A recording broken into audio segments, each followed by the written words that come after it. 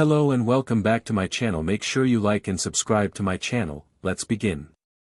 Chapter 55, The War Begins. Ichigo awoke from his slumber, feeling refreshed and alert. Thankfully, there had been no nightmares that night, but Ichigo was well aware that they would come again. Dressing quickly, he went out to the dining room for breakfast, taking note of the time from a nearby clock. It's after they let me sleep in. You're awake? Jinta asked with an unusual timidity to his tone.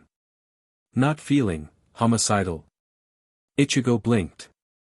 Not really. Why? Did you do anything? Why would I? It doesn't make sense to try to kill your allies. He did not do anything, Zangetsu confirmed. Well. Tensai sent me to wake you up at 8 for breakfast, Jinta explained. But when I tried to nudge you awake, you nearly took my head off. Luckily for me, you seemed to aiming for someone taller than me, so your punch missed, but I wasn't gonna try anything after that. Oh. Well, that's embarrassing. Sorry. Ingrained instinct, my dad attacks me every morning as I wake up. And I didn't get much sleep the night before. Well, how am I supposed to wake you up, then? Ichigo considered the question for a minute. Slam the door. The sound should do it. Jinta nodded. Fine. Tensai had me keep breakfast warm for ya, so hurry up and eat. He's waiting for ya downstairs. He left with his usual swagger, apparently having regained his confidence after finding the reason behind the incident earlier. Shaking his head, Ichigo ate breakfast swiftly. Just as he got up from the table, a wave of Ryatsu washed over him. He fled from the house, hearing Urahara and Tensai scramble for their monitoring stations. Ichigo. Hearing something coming at him at high speed, Ichigo spun in mid-air and caught what appeared to be an earplug. But sensing Urahara's energy within it, the Vizard quickly realized what it was and stuck it into his left ear. Can you hear me, Urahara? Loud and clear, Ichigo-kun. There are multiple sources of Hell's Ryatsu across the city, give me just a moment to analyze the data. I should be able to differentiate between the portals and the tagabido themselves. Gotcha. Ichigo landed on top of a tall building and reached out with his Ryatsu sense, but the multiple directionality of Hell's Ryatsu had him struggling to figure out the sources. Distantly, he heard the background noise of keyboard keys clacking rapidly before Urahara seemed to come to a conclusion. There are 3 tagabido locations: the graveyard, the hospital, and a park near your house. Your father's Ryatsu is heading towards the park. Ichigo frowned even as he began Shunpying towards the graveyard. The park? That wasn't on our list of spiritually active places. It should have been. Spirits of children tend to gravitate there and have for decades. Not to mention the occasional hollow who uses the park as a hunting ground. Point. Ichigo arrived at the graveyard near his mother's grave and looked around cautiously, drawing Zangetsu. The tagabido was bound to be nearby. Luckily, it seemed the graveyard was empty at the moment. The silence was eerie, but as each passing second heralded no sudden attack, no sound, nothing, Ichigo grew suspicious. Again, he stretched his spiritual awareness, but there was nothing. Urahara. There's nothing here. That's strange, you're right, I'm no longer registering any presence from the tagabido. Sheathing Zangetsu, Ichigo scowled. Scouting parties, maybe? To see what sort of areas are the most spiritually aware in Karakura. Perhaps. It seems that the tagabido arrived and about 30 seconds later using the same portal they entered from. He's testing us. Testing where we are, and our response times. Ichigo snarled. I fear you are correct, Ichigo-kun. However, there is little we can do about it. Come on back, we have work to do. Fine, DMN it. Hell has experience with sieges, Zangetsu reminded. In any fight, it is important to test your opponent's defenses to discover their weaknesses. Especially when it costs him nothing for information. It still pisses me off. Grumbling, Ichigo shunpaed back and prepared himself mentally for another day of grueling Bakudo training. Sweat beaded on Renji's forehead as he struggled to maintain the Heido 54, Heian. It was by far the highest level spell he'd ever tried before, but he really wanted to get this one right. It was a much more concentrated flame spell than Shikaho, and while it was smaller there was a lot more destructive power behind it. But therein lay the problem, there was more power behind it, which meant that if it backfired that he'd had to deal with far worse than a blast of heat and smoke. Renji could seriously hurt himself if he lost control of it even for a few seconds. That fact was more than a bit distracting. Rukia, in the meantime, was pulling double duty. She had manifested Sodi no Shirayuki, training with her in the real world, but when Renji's control slipped, Rukia would come over and slowly guide at the Heido back to stability. They had decided to train by the lakeside once again, as it provided a convenient place for Renji to cast Heido that were degrading too quickly to recover. The fact that it was pretty far in the wilderness and mostly unknown was also a very nice plus. The constant concentration was giving the redhead a very bad headache, and with a growl of mixed pain and exasperation Renji hurled the purple blast of fire into the lake, creating a spout of steam for several seconds. "You alright, Renji?" Rukia called out. Yeah, just need a few minutes," Renji replied, sitting down in the shade of a nearby tree. The relief from the sun was nice, and with the fire spell now gone, it allowed him to thoroughly enjoy the icy breezes that came from Rukia's sparring with her zanpakudo. Sodi no Shirayuki gracefully deflected another of Rukia's slashes before jumping back and turning to her side, pointing her blade in Rukia's direction with a fully extended arm. Ice particles flew up from the ground around her, and Rukia's eyes widened, recognizing the attack.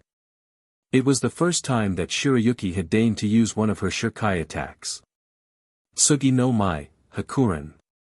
From the tip of Shirayuki's sword came an enormous wave of ice, too wide and too tall to avoid easily. "Think," Rukia demanded of her brain. "I need a barrier. A barrier for the..." And then she had an idea. Quickly, she leapt back and moved the tip of her zanpakudo into the ground, creating a wide ivory circle that began to emanate with cold. "Some no Mai, Tsukishiro." The pillar of ice came into existence just in time for Sodi no Shirayuki's attack to hit, and Rukia hid behind the pillar while at the same time silently charging her left hand with Heido 54, Heian. The attack ended a moment later, and Rukia dashed out, ready to inflict fiery pain onto her zanpakudo, but the Ice Maiden was not there. Sensing the cool presence of Shirayuki's Ryatsu behind her, Rukia twisted to her left, barely avoiding a stab. She moved her flame spell, trying to buy some time, but Sodi no Shirayuki merely batted it away with her sword, before suddenly dispersing. Rukia blinked, and then realized what had happened as she collapsed to her knees, only now noticing how low her reserves of Ryuryoku were.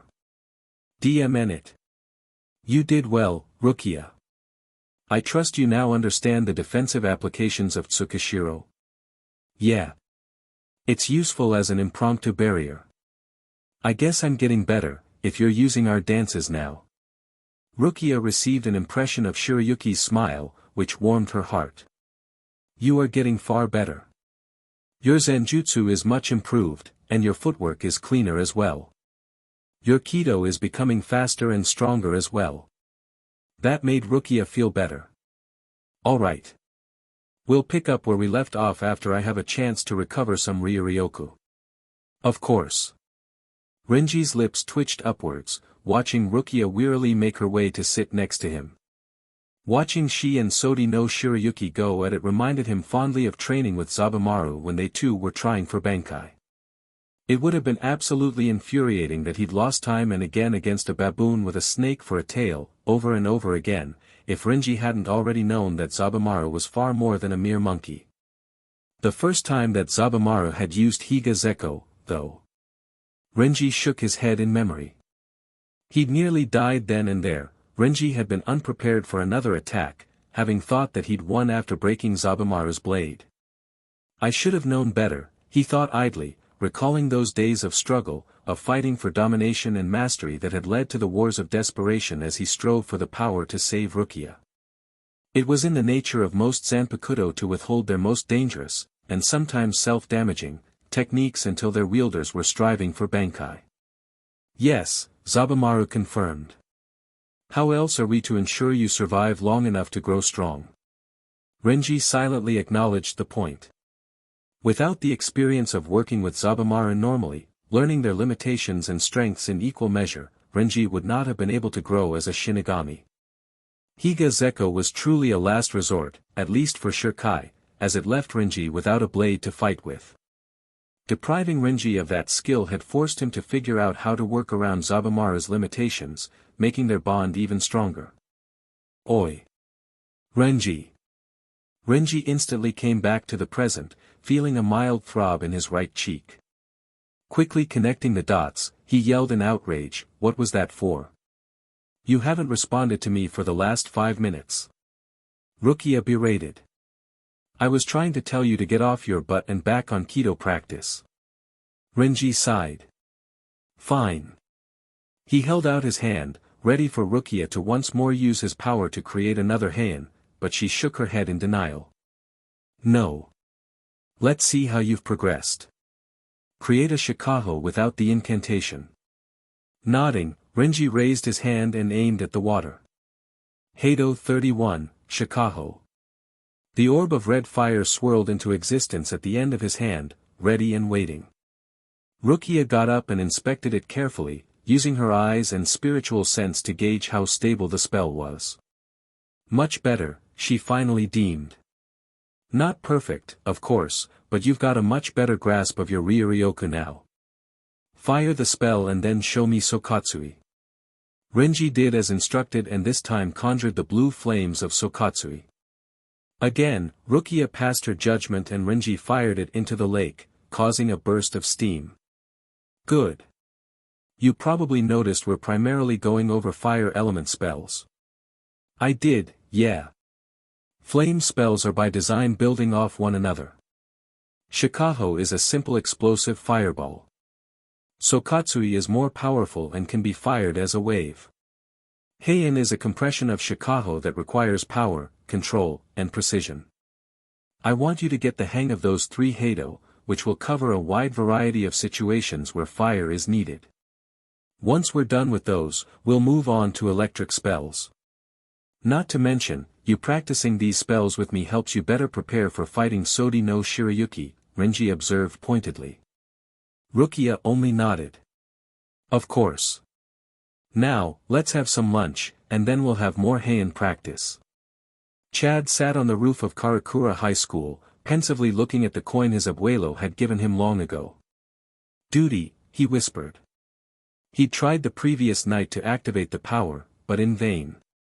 It seemed as though the power was within reach, but at the same time it wasn't. There was something missing. But what?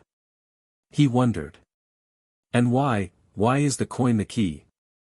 Is it like Inoue and her hair clips? Chad nodded to himself. It made sense. Objects precious to us.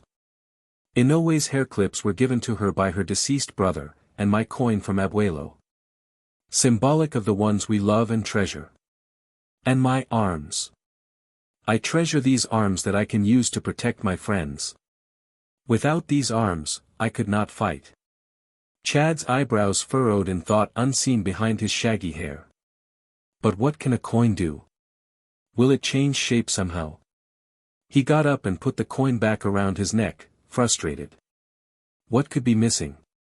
His instinct screamed a warning, and Chad hurled himself sideways, just in time to see a red eye-shaped portal open.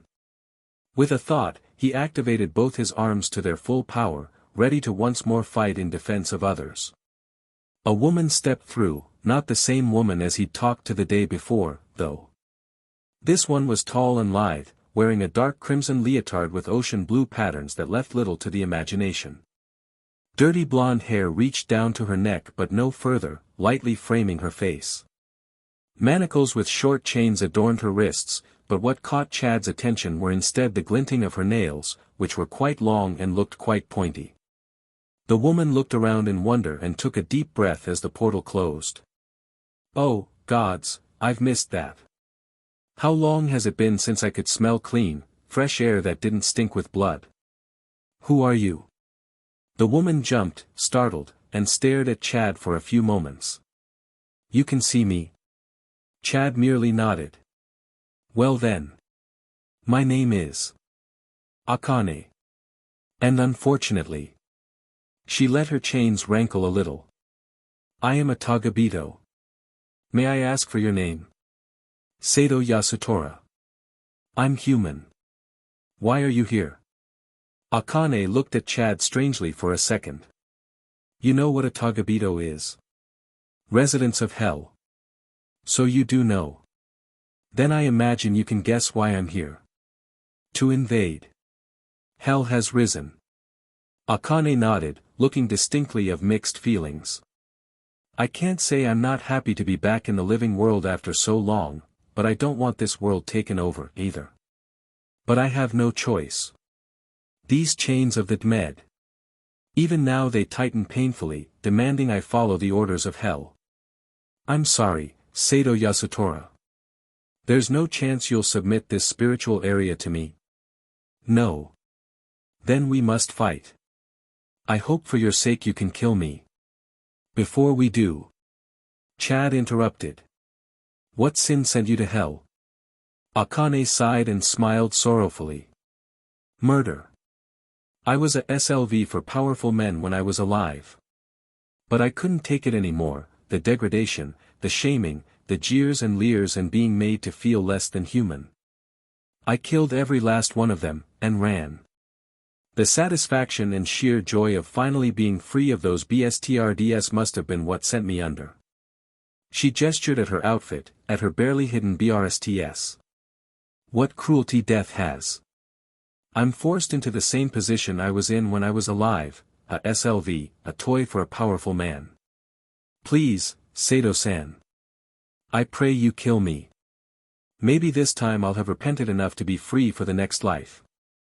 Chad bowed his head. I hope so. Akane's body stiffened, and she suddenly lunged at Chad, who blocked a furious swipe with his right arm. He was startled to see tears in her eyes. I'm sorry, Sato-san. These chains.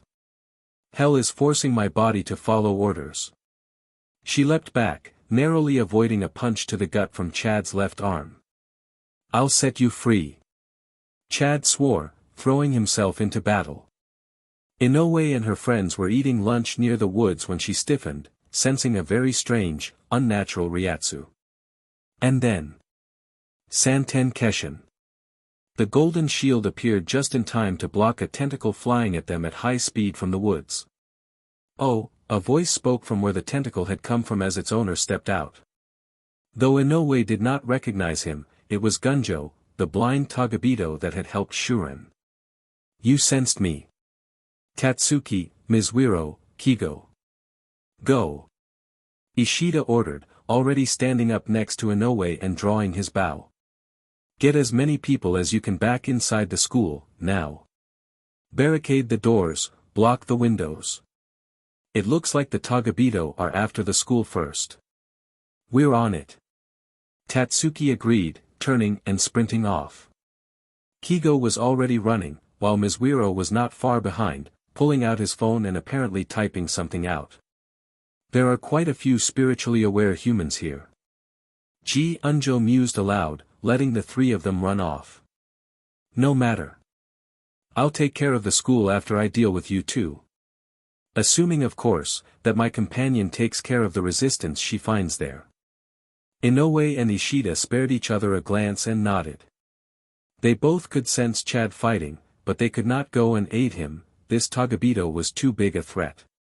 You have no chance, Ishida spoke calmly, with his eyes narrowed. Gunjo gave a small chuckle. Even if you should kill me, I will only come back. You may win this battle, if you are lucky, but hell will win the war. We'll see. I wonder if you can revive from a Quincy arrow, though. Without further ado, Ishida promptly fired a volley of 5 arrows at the tagabido experimentally. Gunjo leapt over them and sent his tentacle arms at his opponents, each of whom leaping to either side. However, in no way was surprised when the one that was after her did not plow into the ground but instead made a sharp turn and continued to follow her. Santen Keshin. Again, the golden barrier blocked the attack, and in no way immediately faced towards Gunjo, who was sending more tentacles at her from his body. Koten Zanshuan. Tsubaki materialized the next instant, shooting himself into the fray, slicing appendages left and right as he twisted and turned to inflict maximum injury, but he wasn't making much progress. It seemed to be a stalemate between Gunjo's tentacle regeneration and Tsubaki's speed. I hope you haven't forgotten about me. Ishida had leapt high in the air, directly above Gunjo, his bow glowing bright. Licked Regan. Tsubaki. In no way called the fairy back to her hairpins just in time for a storm of arrows to plunge into and around Gunjo. Ishida landed next to her a few moments later, and they watched the dust cloud die down, waiting to see the aftermath. How many arrows was that? 1,200, the Quincy replied after a moment. Not my strongest arrows, of course, the air isn't very saturated with erasure and generating that many arrows quickly is difficult. But it should still be sufficient. I'm afraid not. The dust finally cleared and Gunjo was revealed. He was bleeding from dozens of cuts, but he'd escaped the majority of the damage by materializing his hellbinding chains and sacrificing a large number of tentacles. You're going to have to try harder than that. He stood up straight, regenerating his appendages without effort. Much harder. Meanwhile, Kon stood protectively just outside the Kurosaki clinic, right next to his body's father. Ishin had once again shed his mortal body, which was currently in the kitchen for safekeeping. Karen was hiding somewhere in the house. In front of them, a cloaked tagabido stood, apparently unwilling to make the first move. Kon, Ishin began. Take Karen. No, Kon interrupted, never looking more like Ichigo than he did in this instant. He was ready to fight, with the classic scowl on his face. Karen is my family too. Ichigo gave me this body to protect her. You can't tell me not to. Besides, can't you sense it? Tagabido are all over the city. The best way to protect Karen is to take down this guy quickly. Heh, Ishin chuckled. Looks like Ichigo's rubbing off on you. Then I'm counting on you to back me up. Drawing in Jetsu, he lunged for the tagabido, who remained still. With a mighty slide, he cleaved the tagabido in two. Huh. That was too easy. Indeed it was. And then Ishin's body stiffened and froze in place. From out of the shadows of a nearby tree walked out the same tagabido, and with a gesture, the first one dissolved into chains and was promptly seked into the tagabido's right sleeve. His right index finger was pointed right at Ishin's head. What did you just do? Ishin demanded. Why can't I move? I just won. Using his free hand, the tagabido lowered the hood of his cloak, revealing a bald black man with a necklace of bones and chains. It's useless, he spoke mockingly as Ishin struggled to break free from some illusory binding. Now you are merely a puppet. Now then, little puppet, turn around and face your companion. Against his will, Ishin turned around to face a stricken Kon. Kon, I'm sorry for this, but you have to stop him. Kon nodded determinedly and dropped into a battle-ready stance. The tagabido laughed heartily. You cannot think it is that easy. I have full control of your companion. It was obvious that you would send the stronger of the two of you at me first. So tell me, Kon. I have 9 other fingers. Can you evade all of them, defeat my puppet, and slay me? Ha! I think not. I may not be as strong as I was under Aizen-sama yet, but it is still arrogance to think you can stand against me, Zomari Ruros. Ichigo leapt to his feet and hightailed it out of the underground training room, calling Zangetsu to his hand with a thought. There was no mistaking it this time, hell had well and truly invaded. He threw himself out the door and then was forced to Shuunpa to the side to avoid a fireball aimed for him. I took your sisters in round 1. Ichigo spun and used Zangetsu to block a stream of fire that threatened to engulf him.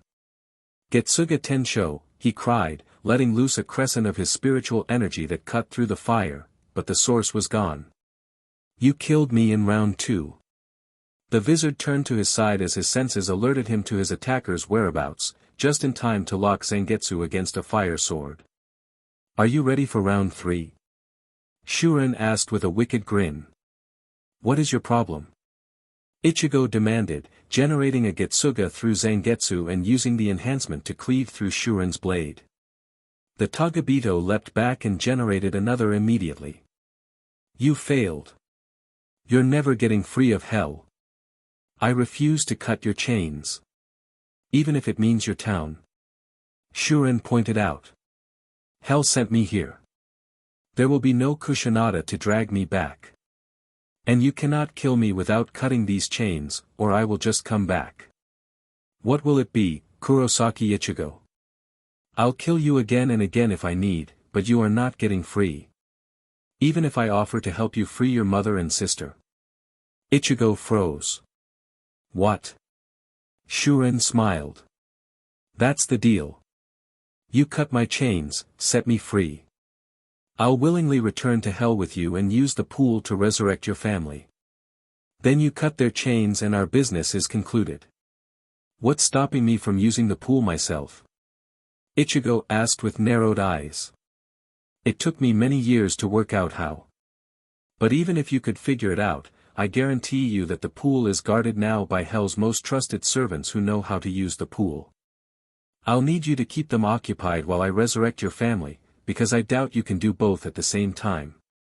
DMN it. He's got a point. Thinking about making a deal with the devil? This could be their only way out. Hey now, I'm not criticizing. Just be careful. He could betray you at any moment. I think it unlikely you will receive a better offer. Kakuto was astonished that Shuren had worked out how to manipulate resurrection cycles, so it's likely Masaki and Yuzu would take a long time to be reborn after their death if you waited for them to do so naturally. Ichigo nodded, having made his decision. Fine. We have a deal. Chapter 56, The Means to Fight. Alarms blared loudly in the 12th Division, and almost everyone there looked panicked, rushing to send messages and analyze the data being input. Only 2 were unhurried, Kuratsuchi Nimufuku Teicho and Kuratsuchi Mayuri Taicho. Mayuri's smile widened as he read the data flowing down the enormous screen at high speed. Good, good, good. Nimu. Fetch Amagai and see if he has that hunting party ready. I want one of these tagabido on my slab tonight. Hi. Nimu bowed lightly and walked purposely away, unperturbed by her father's wicked grin and the chaos around her. A few moments later, Mayuri frowned, seeing something unexpected. What is that Kurosaki doing? Why can my machine still detect his Ryatsu, and why is he not fighting?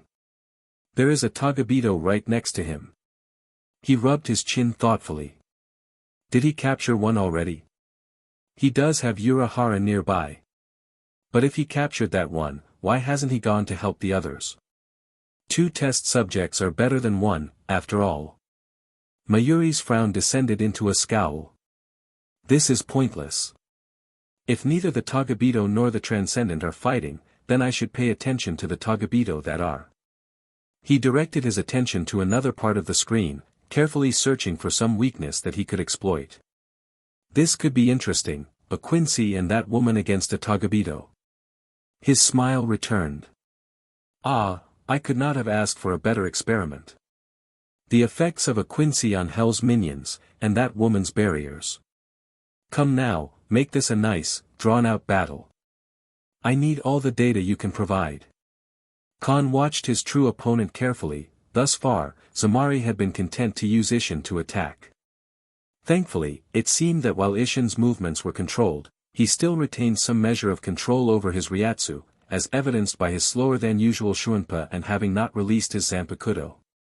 With that sort of handicap, Kon was able to narrowly avoid every attack so far, but he had yet to get close to Zamari. He ducked under a telegraphed swing of Injetsu and dodged to the side. Damn it, I can't keep this up forever. But at the same time, he loathed the idea of using his power on Ishin. He acknowledges me. He and Ichigo. He danced out of the way of a flurry of swipes. They see me as a person. What are you doing? Ishin demanded. It's not easy to hold back Zamari's commands, you know. Hurry up. Damn it, I don't want to hurt you. But Kon knew he had no choice, it was either attack someone he held dear, or lose those he was entrusted to protect. Dmnit, he screamed as he finally called on the supernatural strength he'd been gifted with upon his creation. Rushing up to Ishin, he twisted around a stab and unleashed a powerful kick to Ishin's ribs, sending him flying back into a nearby street lamp, which promptly crumpled. There was no time to check if Ishin was alright. Kon dashed at Zamari with all the speed Ichigo's body combined with Kon's leg enhancements could muster. Seeing Zamari point a finger at him, he threw himself to his left, feeling a burst of spiritual energy breeze past him. Can't stop now. I have to get him. For Karen. For Yuzu. Pausing for just long enough to take a breath, Kon launched himself at the puppet master again, bitterly satisfied when the tagabido adopted an expression of slight panic as he pointed all 5 fingers of his left hand in Kon's direction. Sensing the incoming invisible attack and giving thanks for the heightened abilities that came with being a mod soul, Kon leapt up and over the attack, landing on the other side of Zamari. Close enough that one kick would finish it. He twisted as he hit the ground, converting his forward momentum into rotational, his right leg charged with all the power Kon could muster. It was a kick that Kon was sure would end this fight. Look out!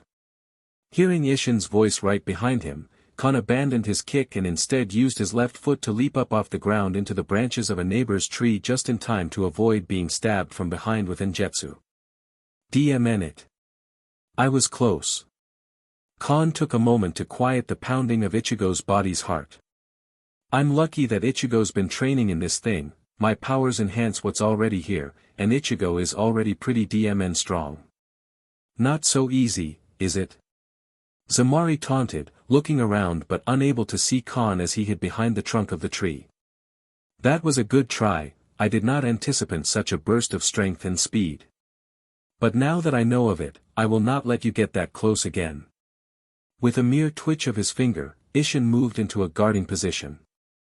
Or have you run away? Kon grit Ichigo's teeth. Karen. DMN it, what I wouldn't give for a good long-distance attack right now. He looked around for anything he could use, and something black and white caught his eye. A soccer ball. Karen's soccer ball. Almost against his will, Kon began to smile, the makings of a truly delicious plan taking shape in his mind. Santen Keshin. Inoue's barrier came into place just in time to protect herself and Ishida from another onslaught of tentacles. Yuryu. The Quincy threw himself to the side, bringing his bow to bear. Licked Regan, he clipped out again, once more firing a volley of hundreds of arrows. That's not going to work, Gunjo reminded, shielding himself with a wall of tentacles before sending 3 to snake out at the humans. Tsubaki. Koten Zanshuan. Without hesitation, Inoue's attack sliced through the incoming attack. Yuryu, do you have another attack that can strike from below? Ishida hid behind Inoue's shield once again. Yes. But it needs a little preparation. Can you keep him occupied for a moment? Inoue nodded. Go. Ishida promptly vanished with the speed of his Hirenkyaku. Foolish, you shouldn't have left the girl's shield, Gunjo mocked as he immediately attacked the vulnerable Quincy with dozens more appendages. Inoue bit her lip in determination and threw her hands up towards Ishida. Go. Santen Keshin. Koten Zanshuan. The fairies that made up Inoue's shield flew into place and materialized the shield in front of Ishida without a moment to spare, while Tsubaki attacked Gunjo directly. Humph, annoying woman. Gunjo maneuvered his tentacles to attack Tsubaki in every direction before he could slice the tagabido. And then, he struck, obscuring Tsubaki from Inoue's sight. An audible crunch was heard, and Inoue froze. No. The appendages withdrew, and Tsubaki's broken form fell to the ground, reverting into a part of Inoue's hairpin before breaking into 3 pieces. No. Tsubaki. Such a fragile attack, Gunjo taunted. That edge is certainly sharp, but it was all too easy to crush it from the sides. Now then, be a good girl and die. I think not. Ishida reappeared next to Inoue, stabbing a seal Schneider into the ground. Thank you, Oriheim.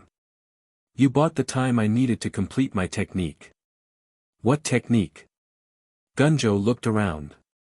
All I see are 5 of those things around me. And what are they supposed to do?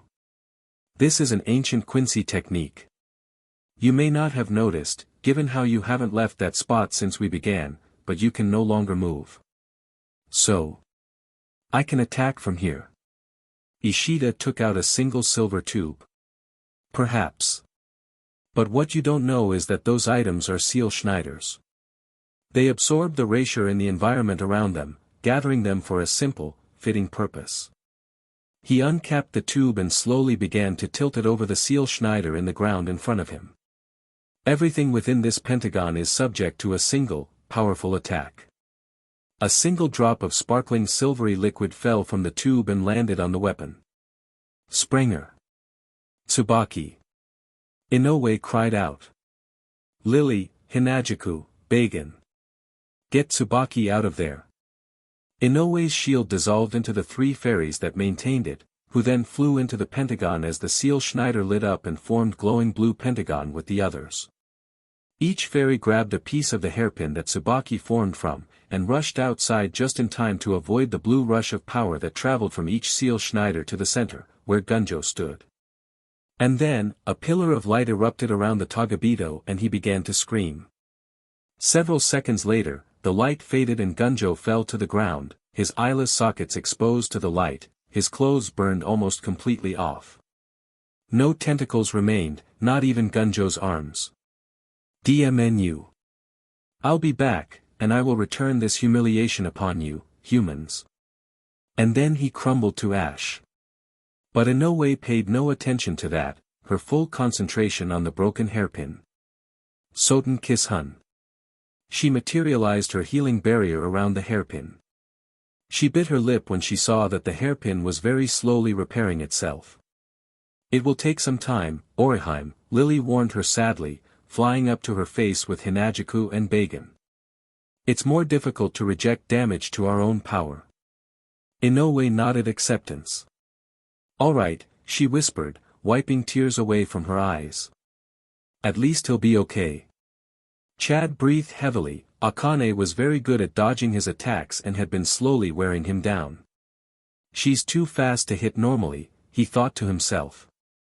Then let's try my Paso del Viento. Chad brought up his right arm just in time to block another long scratch, and then used his high-speed technique to get behind her. La Muerte. The gentle giant had trouble following what happened next. One moment, he was unleashing his most powerful attack, the next he had Akane's legs tightly gripping his neck while she performed a handstand. And then he was impossibly lifted off the ground, in an arc above the tagabido, before being painfully slammed headfirst into the roof of the school. Ow! Chad had had some painful experiences in his life, but apparently his head and neck was not quite as durable as the rest of his body. It was lucky that his unleashed powers helped that, or else he might well have had his neck broken right there. Even so, this was an opportunity.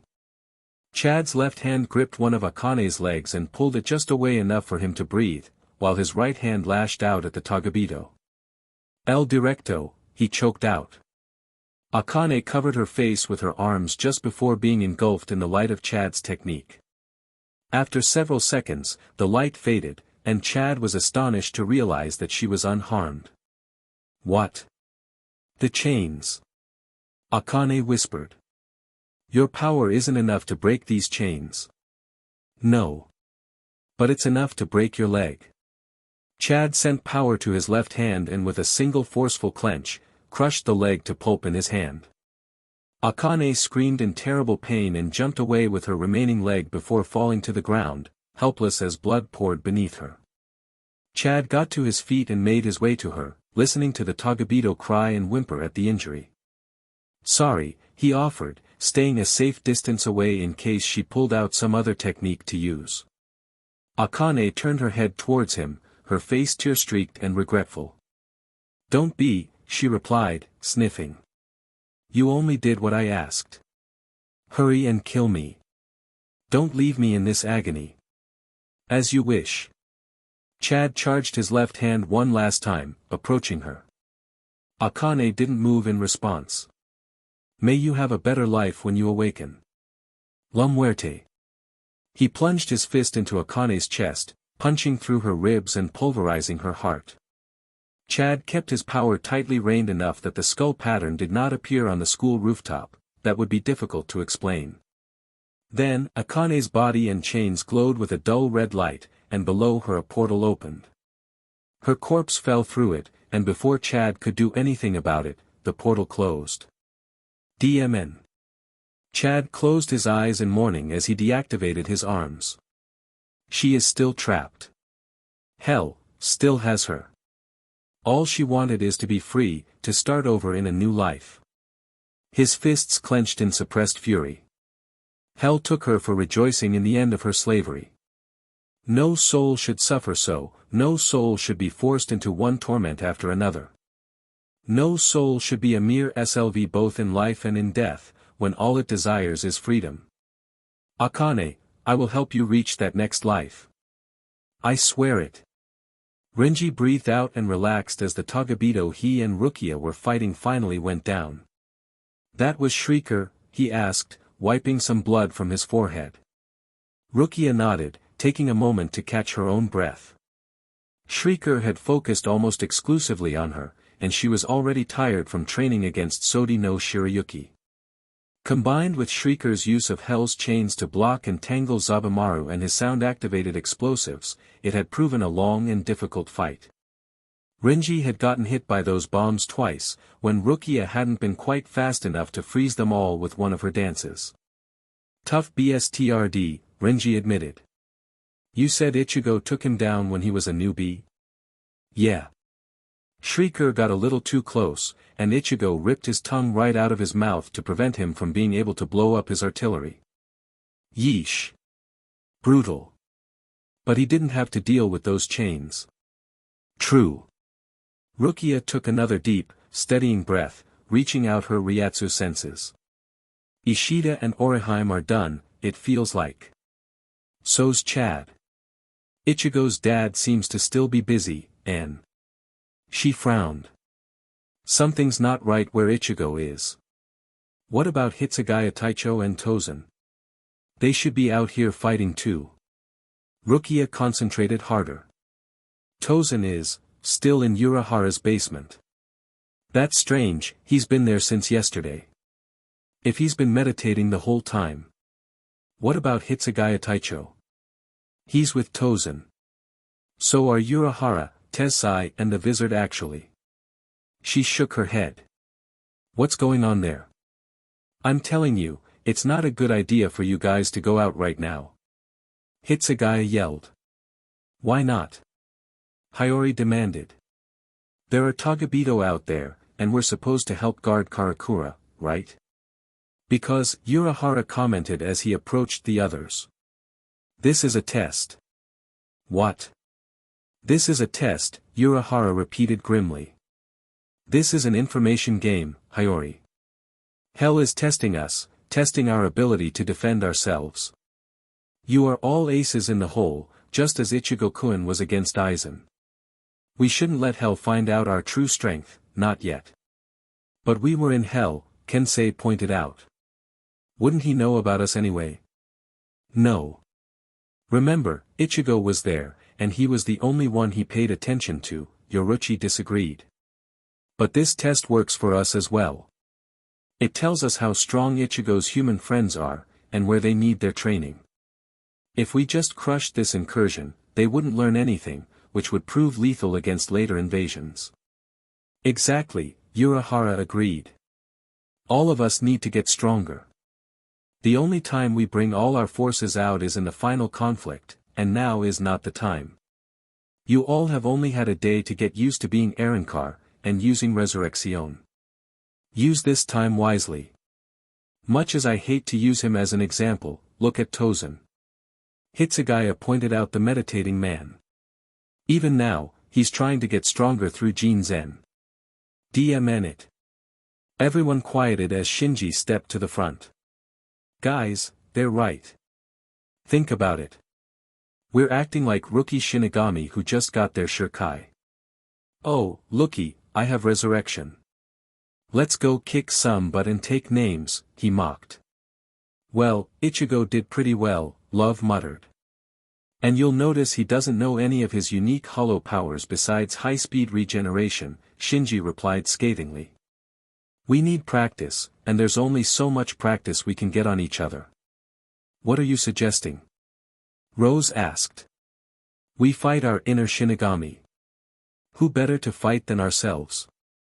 Who knows, we might even get their swords and be able to use Shirkai and Bankai while in Resurrection.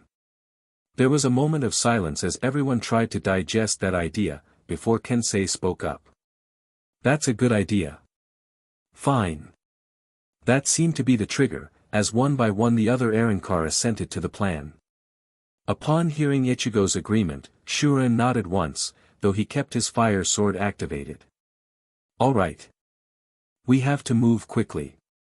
Cut my chains before hell realizes what's going on and takes control of me. Ichigo grimaced. After he'd viewed Cazador's memory of watching Kikuto be strangled by Hell's chains with merely a thought, Ichigo knew he couldn't put it past Hell to have that power. But he still didn't like the idea of letting Shuren loose before the tagabido had resurrected his family. Then a thought occurred to him, neither of us know whether you'll be able to work the pool without Hell's chains. We'll have to risk it. I'll cut your chains after they're revived. Shuren scowled but nodded in reluctant assent. Fine, then, but the plan will need to change a little to minimize risk. What do you mean? If you cut my chains, Hell shouldn't be able to sense me, Shuren explained. We could take your family with us and let Hell's Ryatsu finish readying their souls for the reincarnation process. But you've got a good point. So I need to bring Hell's Ryatsu to your family. And we should fight, just to keep up the facade so Hell himself doesn't step in. Fine. Ichigo stepped back inside Urahara's shop and came out a few minutes later with Yuzu and Masaki. He sat them down, and Shuren quietly opened a portal to Hell. Then, the fighters looked at each other, and in unison flared their Ryatsu and lunged at each other. Hachi, who had followed Ichigo, quickly flung up barriers around the pair of fighters and Ichigo's family so that Hell's poisonous miasma would not impact anyone else. Ichigo swung Zangetsu at Shuren viciously, who flung his fiery sword up to block. A moment later, the tagabido lashed out with a fire orb, but this time Ichigo was ready for it, having fallen victim to that same tactic in Hell. The Vizard jumped up and over Shuren before lashing out at the tagabido's back. Getsuga Tensho. Twisting around, Shuren moved both hands in front of him and unleashed a torrent of fire to combat the Getsuga. The flames managed to overwhelm the crescent attack, but Ichigo was no longer in their path. Ichigo flickered beside the tagabido, Zangetsu in mid-swing, making Shuren leap awkwardly to his right to avoid it. The tagabido was unable to avoid it entirely, though, and took a cut to his arm. A weak cough caught Ichigo's immediately attention, and he nearly got speared through the chest for his distraction. Luckily, Hachi threw up a barrier just in time between them, and the fire spear dissolved. Ichigo, Yuzu. Ichigo appeared by his sister's side with a flicker of Shuenpa, kneeling. Yuzu was coughing, but was definitely alive. Holding Zangetsu to the side, he wordlessly entered Bankai and drew his Ajucha's mask, flipping his Ryatsu to its evolved state. Hachi, hold the chain out away from her chest. Of course. Hachi clapped his hands together, concentrating. A few moments later, Yuzu was being held upright by a few barriers, and her chain, short though it was being held taut as far out as it could go. Tensai Zangetsu suddenly seethed with the power of a Getsuga Tensho, and Ichigo prepared himself with both hands. Yelling, he brought down the sword of his soul. Chain links fell to either side, and Ichigo watched carefully as the chain of hell dissolved away, leaving only Yuzu, though her chest was bloody from where the chain had emerged from her physical body. Hachi immediately began healing her, and only a minute later, Yuzu opened her eyes. Nii. Ichigo had taken off the mask and reverted back to Shirkai immediately after cutting the chains, and kneeled down next to her, carefully shielding her from the Ryatsu coming out of the portal to hell. Yuzu, he whispered. You're okay now. Just rest. Yuzu shook her head no. No, Nii. I have to tell you something. What is it? Hell. When I could feel hell. He touched my soul. Ichigo barely held back from growling angrily. What did he do? Yuzu began to cry. He made the chain hurt so much.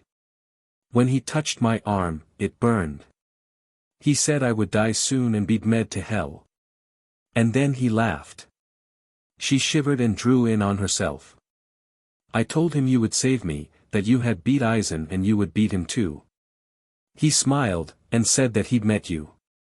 He has plans for you, Nii. He wants to use our family against you, and force you to join him.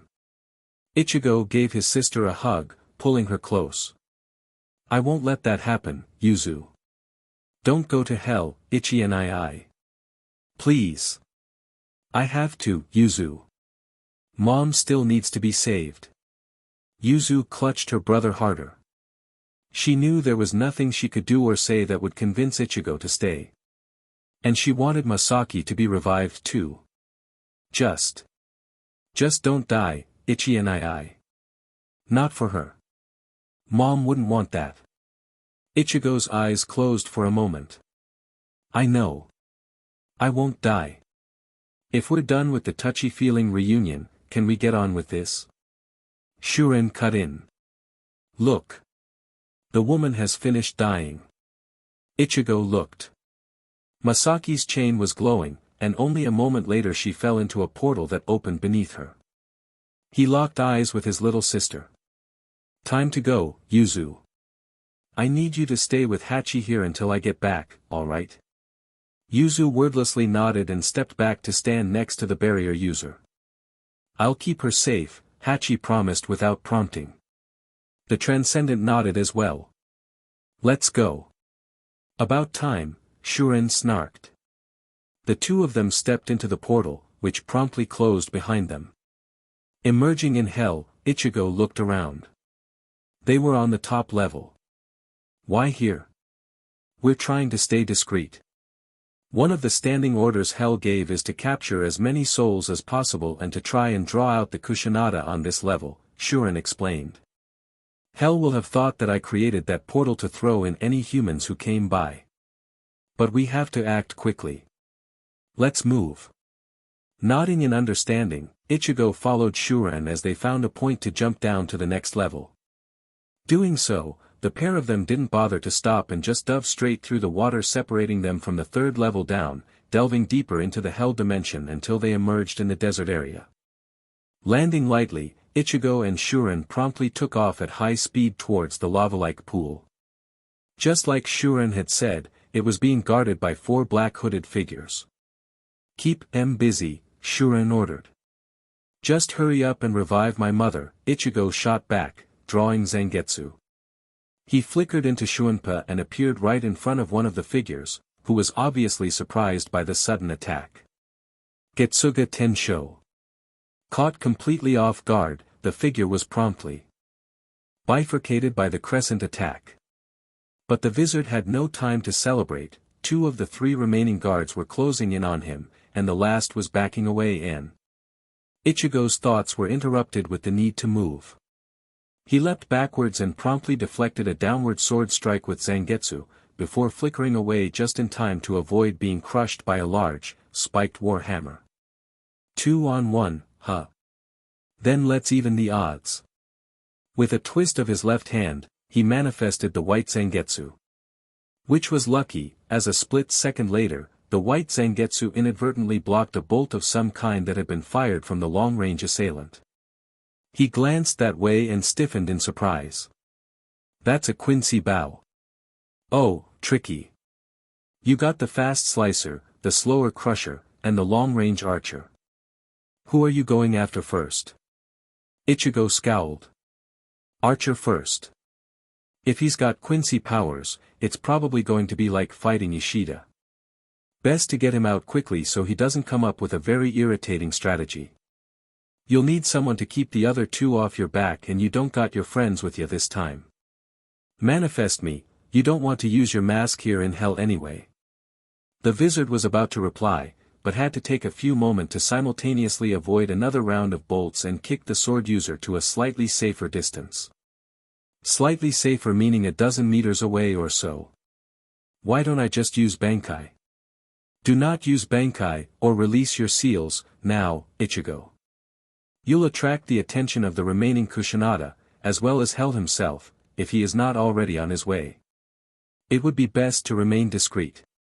Ichigo had to concede that Zangetsu had a point, though he thought discreet was hardly the word considering the fight he'd gotten into. Sensing Cazador's impatience, and admitting that he couldn't deal with all three fighters at once, Ichigo pulled.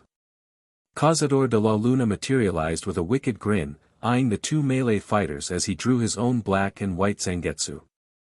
"Ooh yeah," he breathed, his smile growing impossibly wide. "This'll be fun. I've got this, King. Go deal with the Quincy." The Vizard didn't bother to respond, instead, he flickered into Shuunpa and threw his white blade at the Quincy, who dodged easily. Ichigo continued to charge right for him, using his black blade to block and deflect the flurry of shots that the Quincy delivered, and then yanked on the cloth that had wrapped around his left arm. Ichigo's opponent evidently saw this coming and leapt up and used Harenkyaku to try to put some distance between them, moving to fight in the air.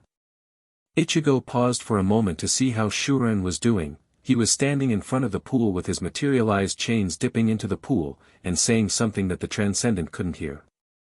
Satisfied that Shuren seemed to be doing his part, the Vizard gave chase to the Quincy he was fighting. As he approached, the Quincy drew his bow back and said the first words that Ichigo had heard him utter. "Licht Regen." "Sheet." Ichigo flickered into Shuunpa, trying to dodge to the side of the onslaught of arrows.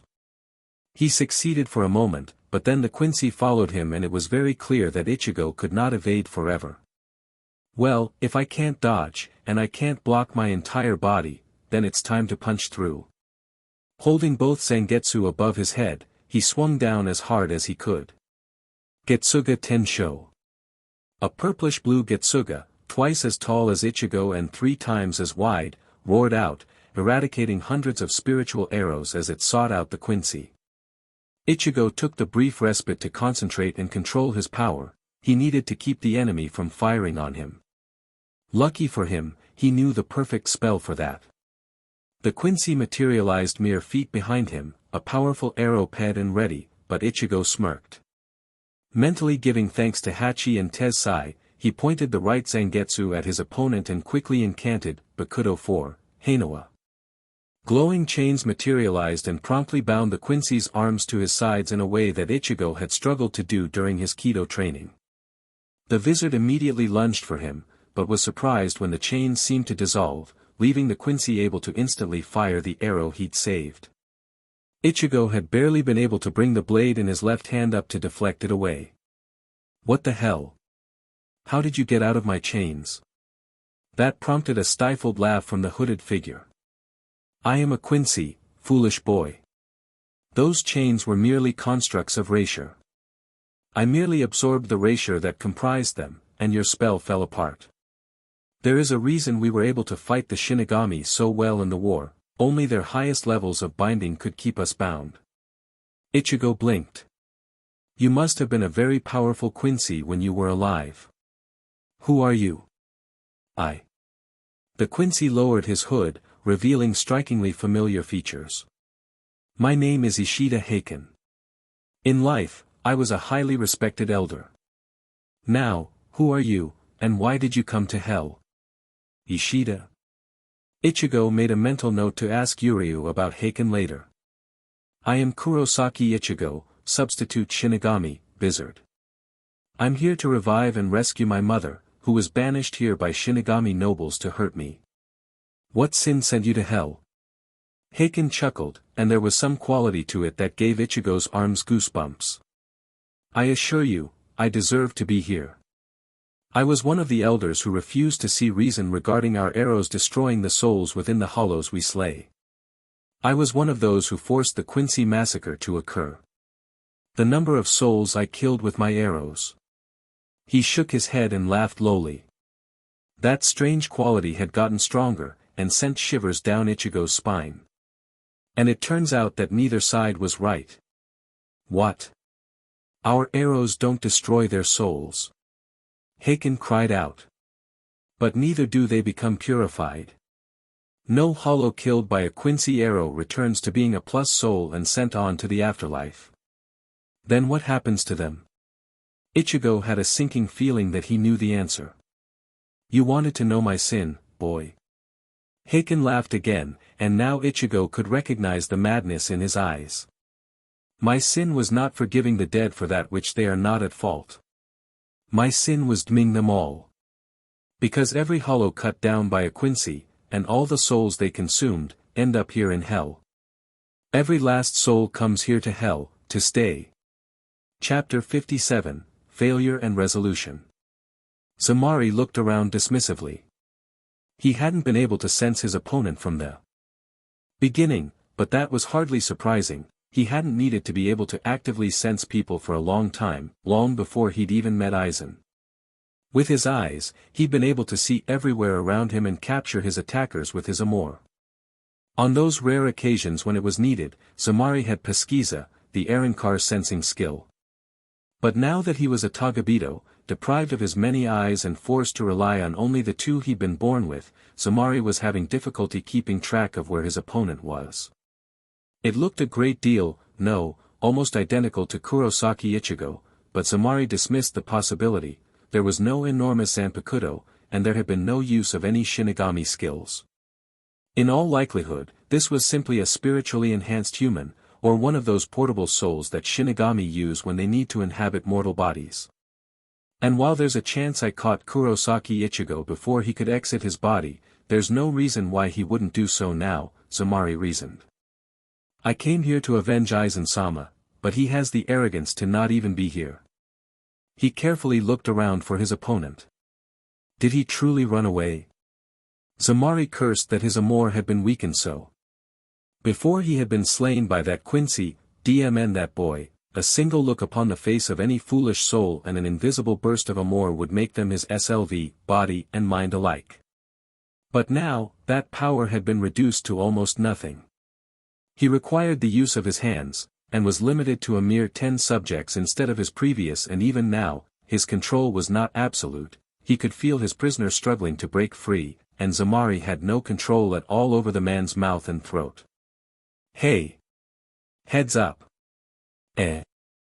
Interrupted from his thoughts, Zamari turned around and was promptly smacked in the face by a soccer ball that exploded on impact, the ball's leather enveloping his face and thoroughly obscuring his vision. Sheet! He swiftly moved Ishin to protect him from the front, anticipating an attack. Strangely, he felt no resistance from Ishin this time. Wait!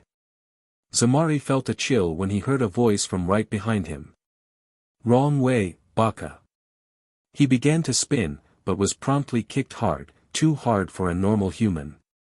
Zamari was sent through the air and landed somewhere grassy.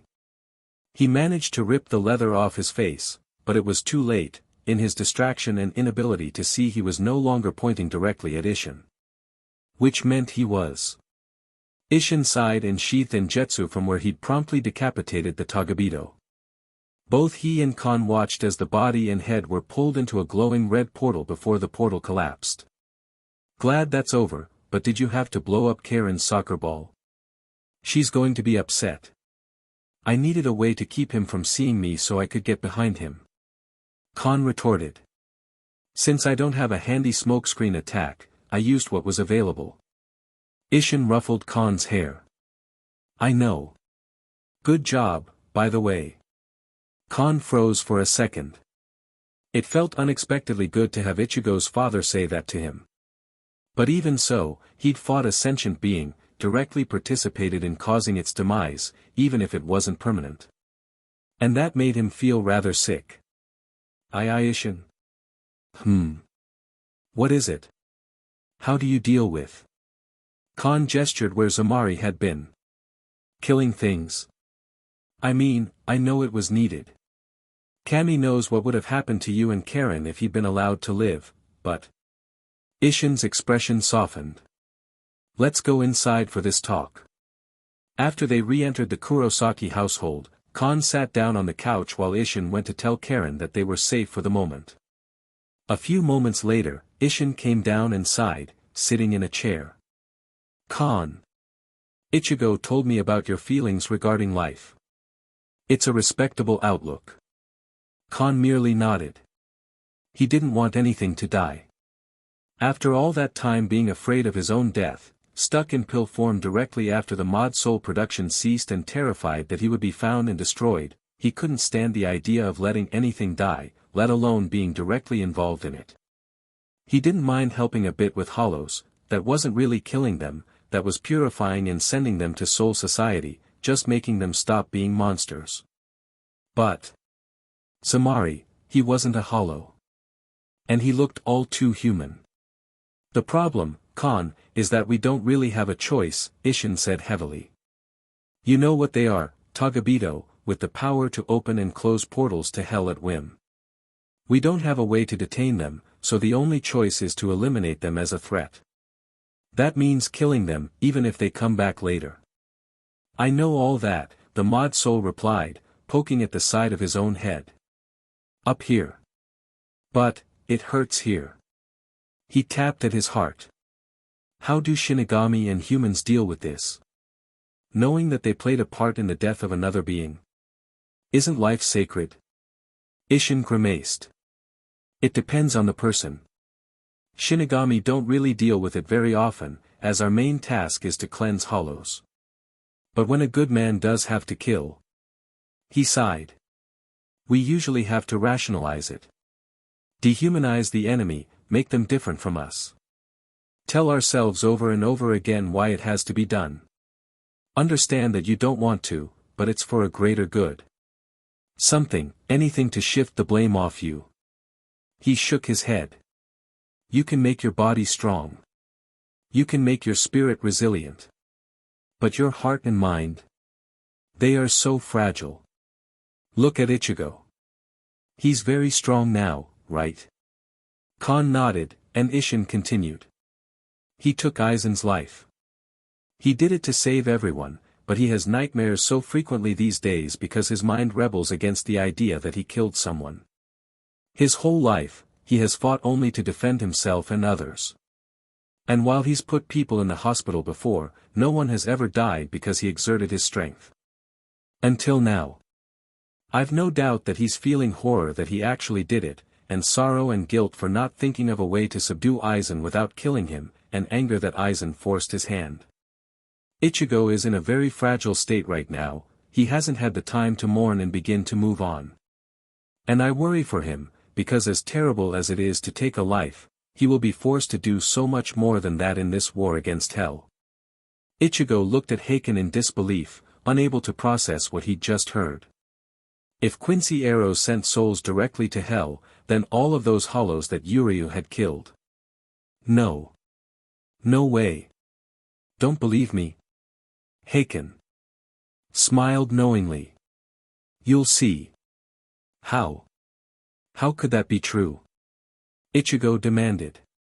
What connection could your arrows possibly have to hell?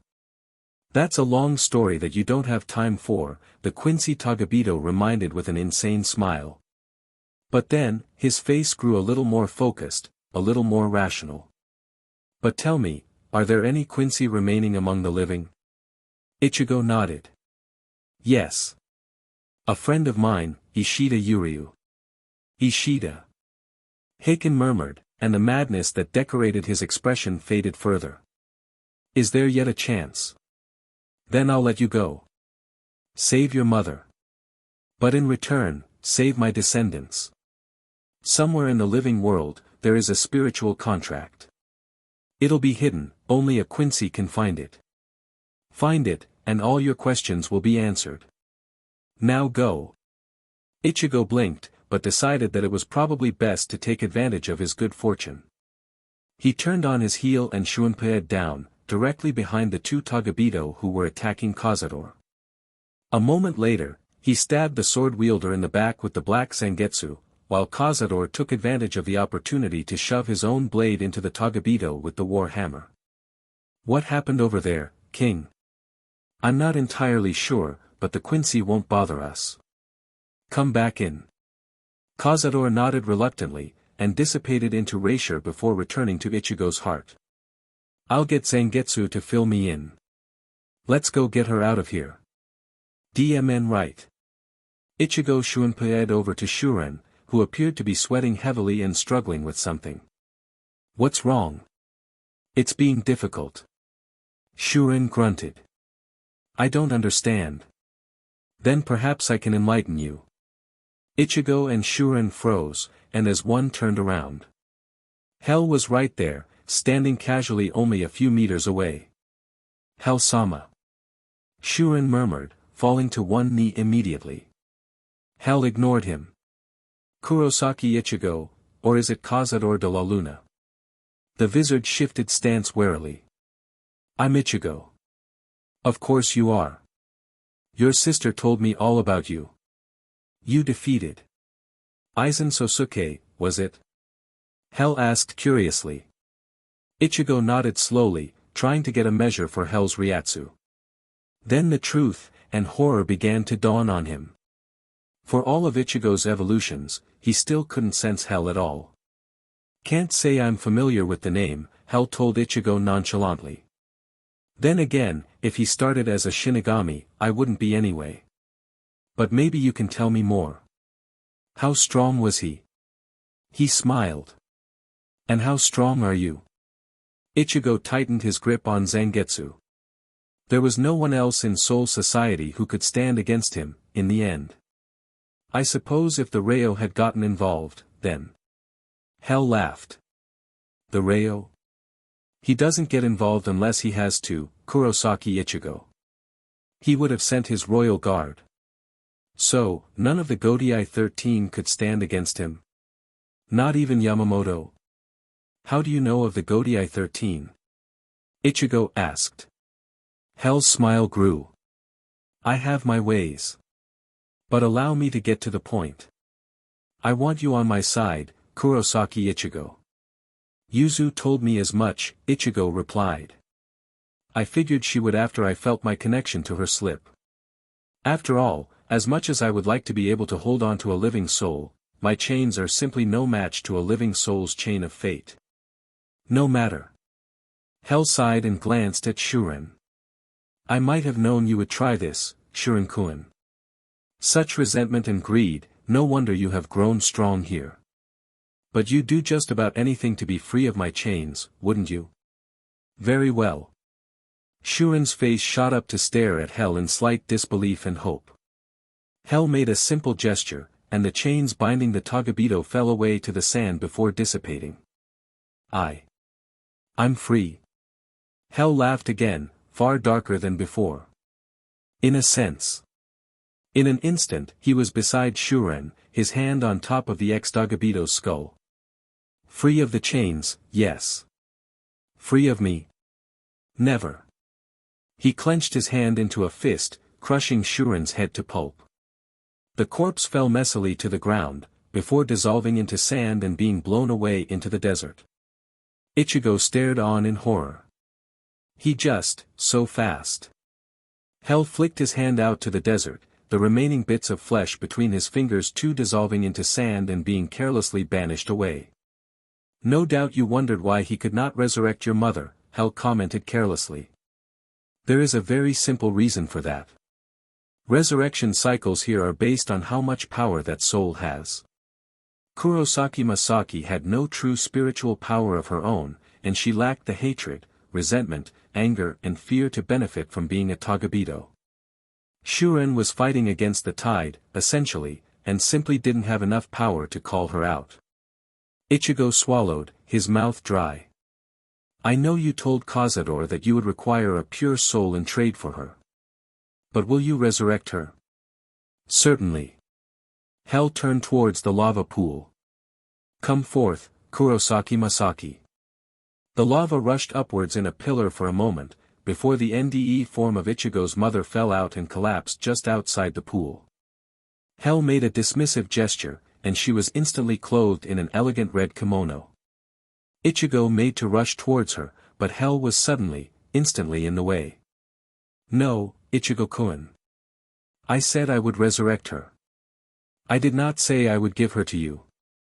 Her soul is mine, unless you have that pure soul for trade. Ichigo grit his teeth. I do not. That's a shame. Because, you see.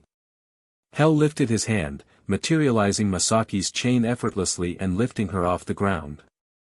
Right now, she is useless to me. Perhaps I should scatter her to the desert as well. No. Ichigo lunged for the creator of this dimension, both Zangetsu blazing with the light of a Getsuga Tensho. But just as he was about to strike, Hell was no longer there. Oh. You wish to fight me for her? Hell smiled. Very well then.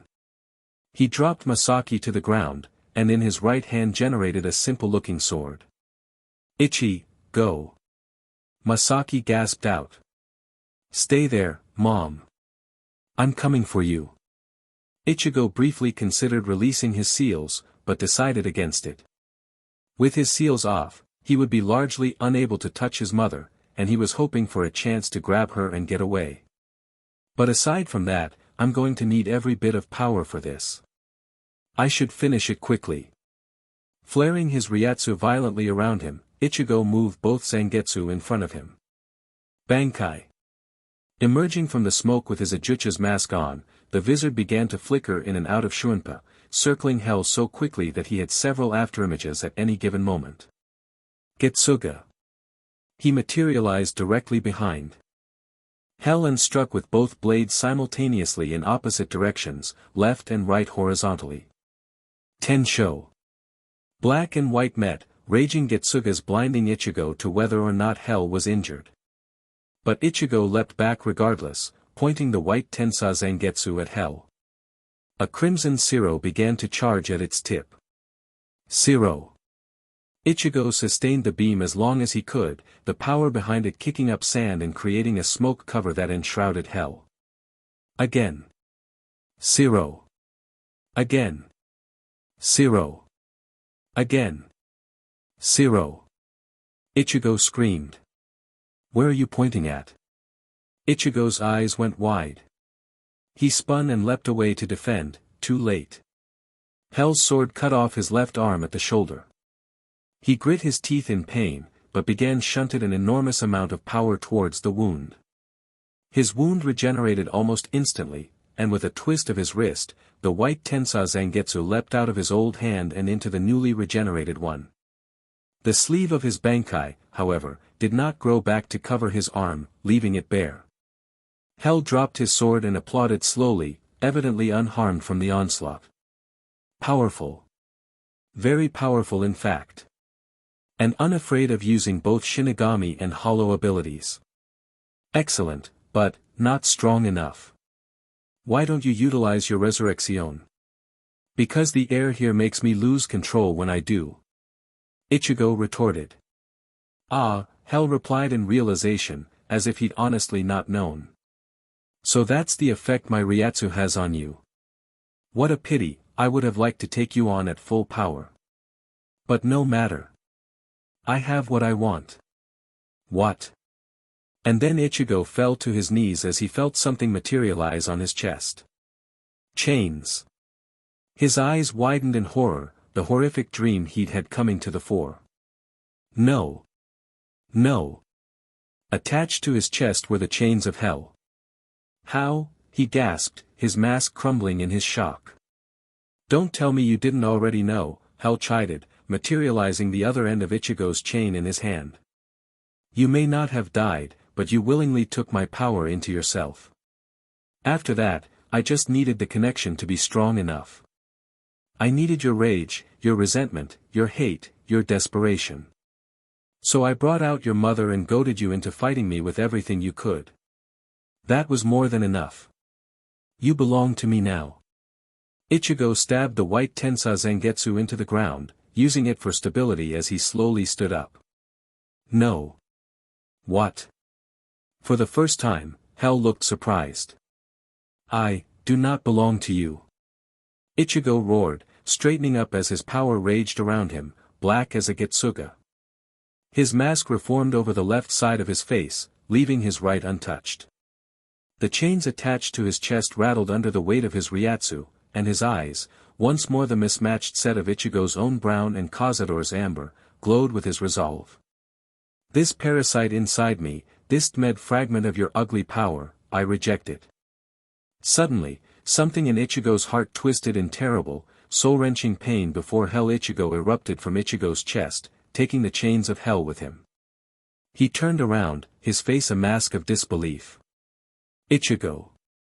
What have you done? Hell blinked, before he began to laugh again, heartily. Oh, now this is interesting.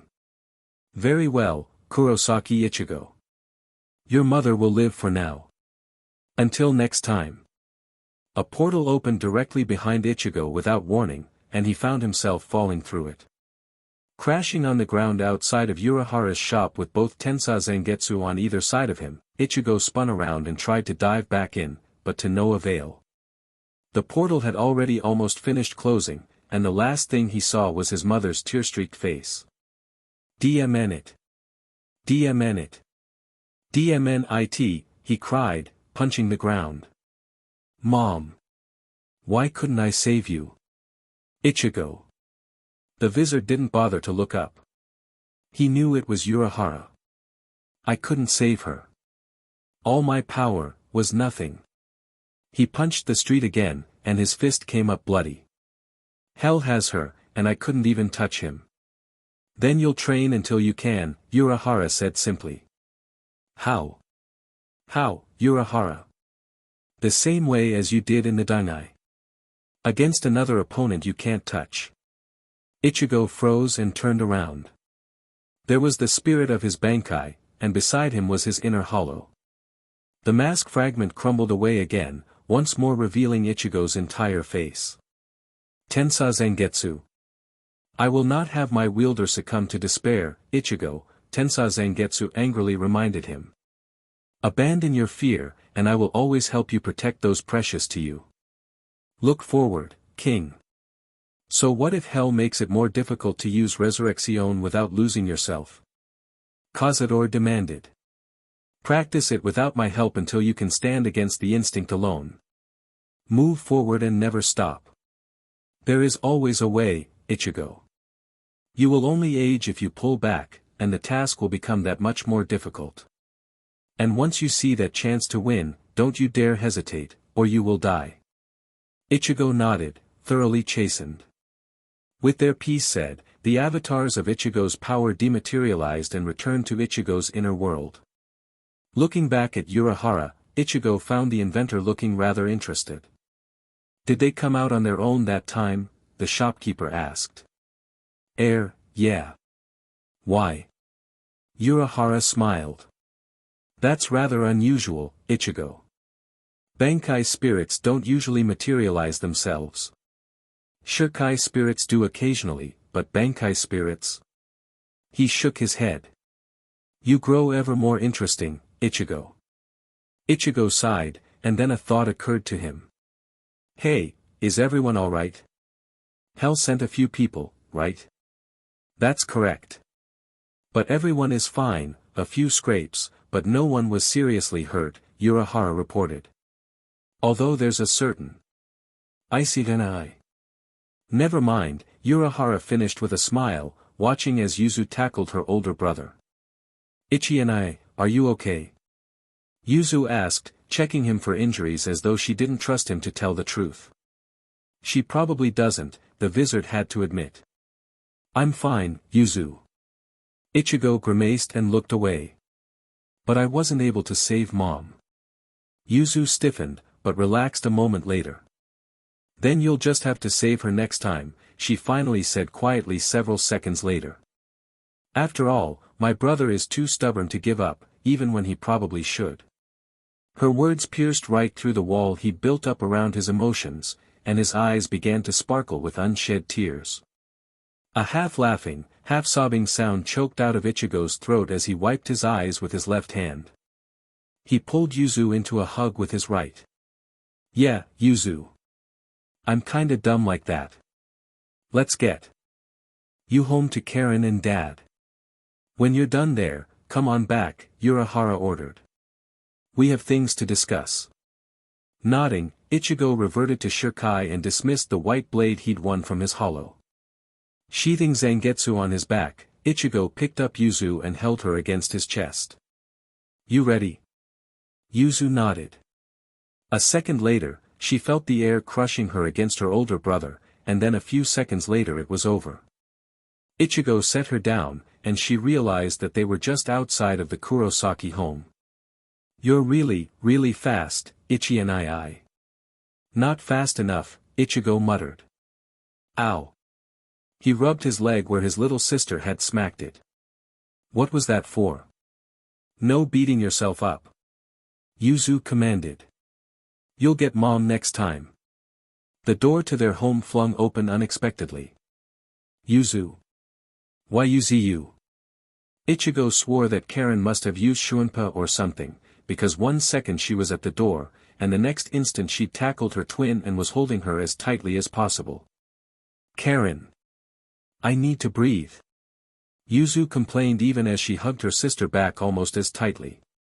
Then Karen let go and looked directly into Yuzu's eyes. Don't you scare me like that again. I'll try, Yuzu promised. Ichigo couldn't help but smile seeing the reunion. Feeling eyes upon him, he saw Ishin at the door where Karen had been. Meeting his father's gaze, Ichigo slowly shook his head in the negative. Ishin slumped momentarily, before straightening. When their eyes met again, both of them could see the determination burning darkly in the other. We will save Mom. Yes, son. We will. They were Kurosaki. They would protect. No matter what it takes. As soon as Ichigo re-entered the Urahara shop, the shopkeeper almost dragged him to the Siriidii communications room, where he'd talked to Bayakuya not long ago. It seemed that all of the Taicho in Soul Society were present on their end, while the Living World team minus the Vizard turned Arankar and Tozen was on the other. Yamamoto banged his cane. Hitsugaya Taicho. Report. The diminutive white-haired Shinigami nodded solemnly. Hell sent a multi-pronged strike force to the Living World today. Sato Yasutora successfully defeated a tagabido at the school. Ishida Yuryu and Inoue Orihime defeated another in the woods nearby. Kurosaki Ishin, who is not present due to the needs of protecting his family, defeated a third outside the Kurosaki residence. Kurosaki Ichigo met with a fourth directly outside of the Urahara shop. The ex-Taicho and ex-Fukuteicho who make up the Vizard, with the exception of Hachijin, are currently training to explore their resurrection abilities. Tozen is still performing Jinzen. Kurosaki Ichigo. Yamamoto's attention turned to the Vizard in question. Report. You could ask nicely, Ichigo muttered mutinously under his breath, but sighed. The tagabido who appeared was Shuren, one of the tagabido who had kidnapped my sisters. I fought him, until he offered a deal. He wanted to be free of hell, and in return he would help remove the chains of hell from my sister and mother. I agreed. Why? Several reasons. My family is most important to me, and I couldn't imagine getting a better opportunity to get willing help from a tagabido. It would also definitively test if I could destroy their chains now that hell has returned to power. Finally, it would deprive hell of a capable fighter capable of taking on my masked Bankai, Ichigo explained. My machines indicate you entered the hell dimension at this point, Mayuri commented. Not quite. Shuren did open the portal, but the exposure to hell's air made my sister, Yuzu, come back to life. I cut her chain, and she is now a normal human again, Ichigo corrected. My mother, however, died completely and her soul was taken back to hell.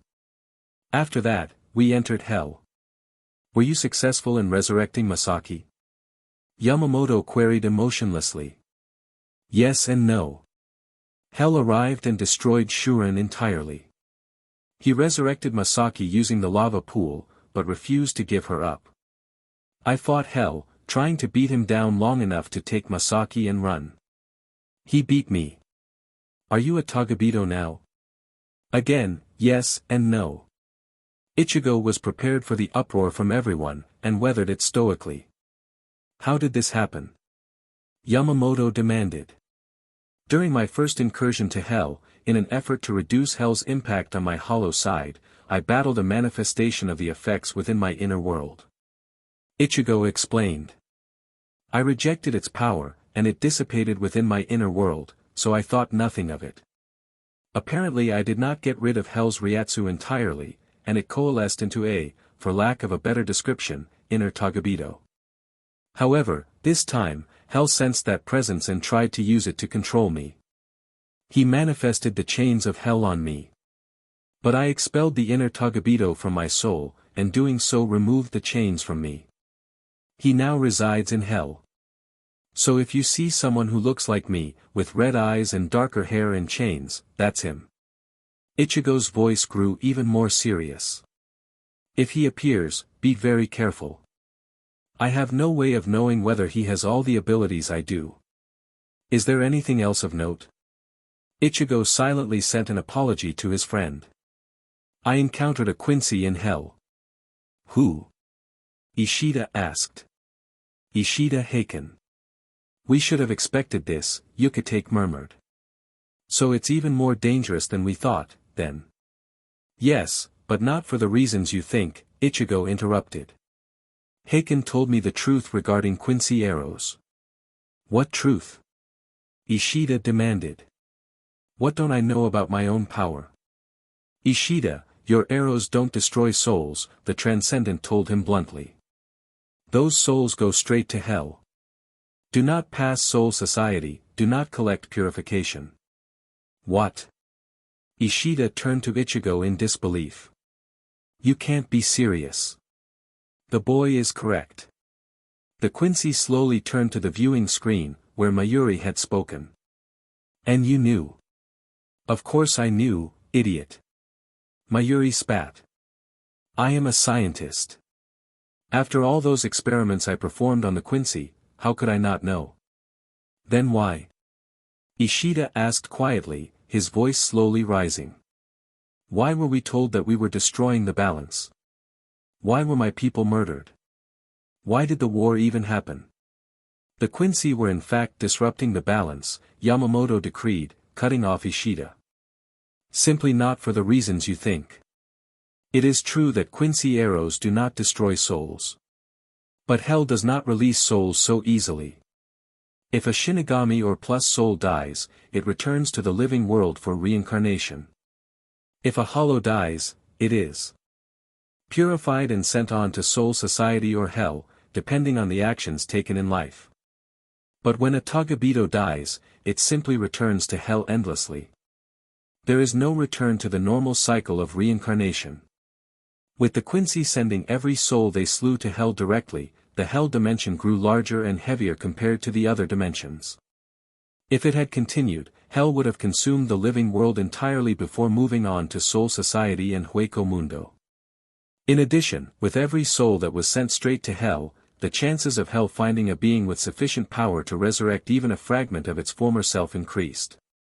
As you are aware, knowledge of the true nature of Hell was strictly forbidden, even to the Taicho. So it could not be revealed to mortals that they were potentially recreating an apocalypse by that method. The decision was made to exaggerate the problem slightly. It was thought that the Quincy would be more inclined to cease their activities if they believed that they were destroying souls entirely. After all, the sanctity of human life was one of the most used arguments the Quincy had used to argue for their powers. Surely, we thought, that would extend to the human soul. The rest, you are already aware of, Yamamoto finished. Ishida's glasses flashed. Do you know why our powers send souls to hell, then? Actually, Heiken mentioned some sort of spiritual contract, Ichigo offered. He said something about only a Quincy being able to get to it, and that it would explain everything. Fine. Looks like I know what I'll be doing for the foreseeable future, Ishida replied bitterly, storming out. Yuryu, the quiet until now in no way called out, following him outside. Ichigo sighed. That could have gone better. How about from your end, he asked. I understand that you're creating a team to capture a tagabido for study. How's that going? The Taicho that Ichigo didn't recognize stepped forward. You must be Kurosaki Ichigo. I am Amagai Shusuke, the new Taicho of the 5th Division, and the leader of the team you mentioned.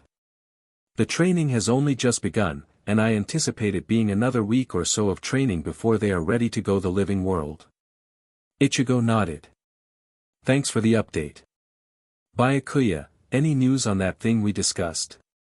All eyes turned to the 6th Division Taicho.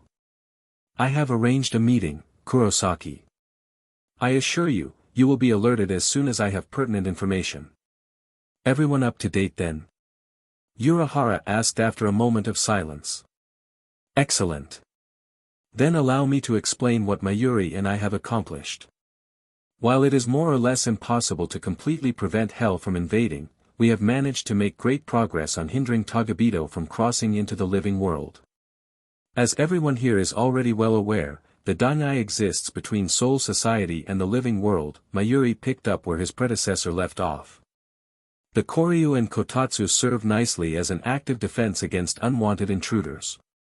Urahara sat at a nearby console and typed quickly, creating an illustration for everyone to see. See, here is the current layout of dimensions. Hell, the living world, the Zenai, and Soul Society. He quickly created labels for each world as he called them out. Where is Hueco Mundo on this? Ichigo asked, curious. He'd never gotten such a concise, clear display of where everything stood before. Urahara clacked a few more keys, and a model for Hueco Mundo appeared slightly adjacent to the Zenai. There we are. Ha! Hueco Mundo is closer to hell than Soul Society is, Ichigo observed. In fact, it's about as close as the living world is.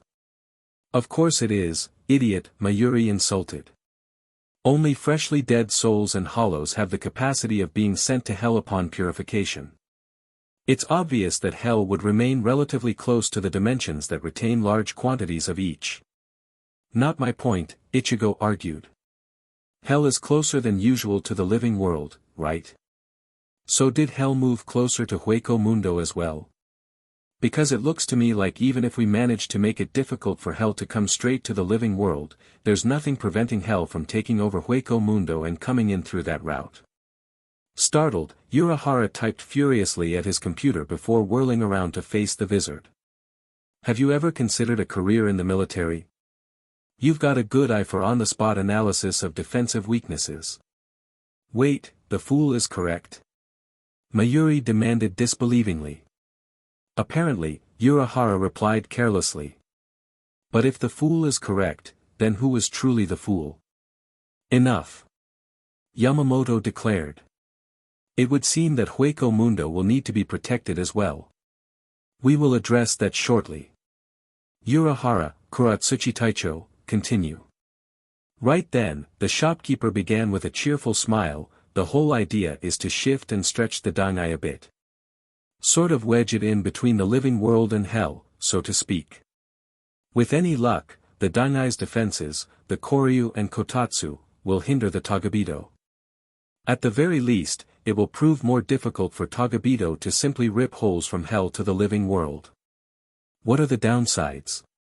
Chad asked, speaking up for the first time this meeting. There are a few big ones, Urahara admitted. It's difficult to move a dimension. It will take time and effort. It will also render the living world mostly cut off from Soul Society until the dimension stabilizes enough to work through.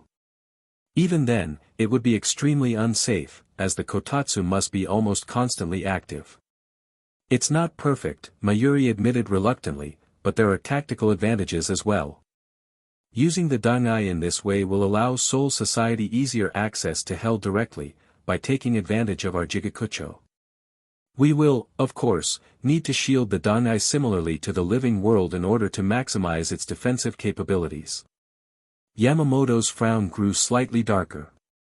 This would create a connection, albeit indirect, to Soul Society from Hell, correct? Yes, Urahara conceded. However, between the Dangai's natural defenses, plus the shielding against Hell, it would make it very difficult to get through. And even if they did, they'd have the Godai 13 to fight against on their own turf. And, recent incidents notwithstanding, that's quite a formidable force. Everyone was silent, watching the Sotecho come to a decision. Finally, he nodded. Make it so. Hi, Urahara and Mayuri accepted in unison, before the latter glared at the former. Urahara merely smiled. Ignoring their antics, Yamamoto turned his attention back to Ichigo. As you pointed out, Hueco Mundo is a point of weakness against Hell. We do not currently know whether Hell has begun his invasion there, however, the fact remains that the hollows and Arankar that reside there must be made ready. You have made allies of them before. Are you prepared to do so again? Ichigo gave a sharp nod. Of course. I'll go tonight. Do not go alone, Yamamoto half warned, half commanded. Allies or not, they are hollow by nature, and you are a very strong soul. Take a contingent of your Vizard allies with you. The Transcendent merely nodded, carefully keeping his status as king of Hueco Mundo quiet.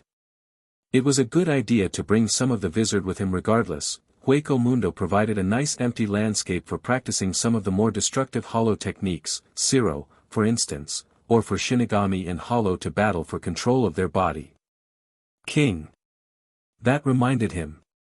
Hey, were you able to arrange that meeting with the Reo? Ichigo asked. Yamamoto shook his head in the negative. Not yet. The request has been made, but it may be a few more days before I hear word back. The Transcendent frowned. Do you think he'll help? The Sotecho eyed the Kurosaki boy appraisingly. No. Not directly, in any case. Before Ichigo could react to this, Urahara jumped in. The Reo may or may not provide the method that was used to defeat Hell originally, but remember that he and the Zero Division are largely separated from Soul Society and its affairs. They typically only step in when the Godai 13 has proven itself unable to handle a situation that affects the Reo in some manner. That very reason is why the Zero Division is also called the Royal Guard, Yamamoto agreed. Their purpose is to protect the Reo, and the Reo has specialty duties that he must attend to, or Soul Society would be rent asunder. The Godai 13 and Central 46 exist to handle the affairs of Soul Society, and by extension, the other worlds.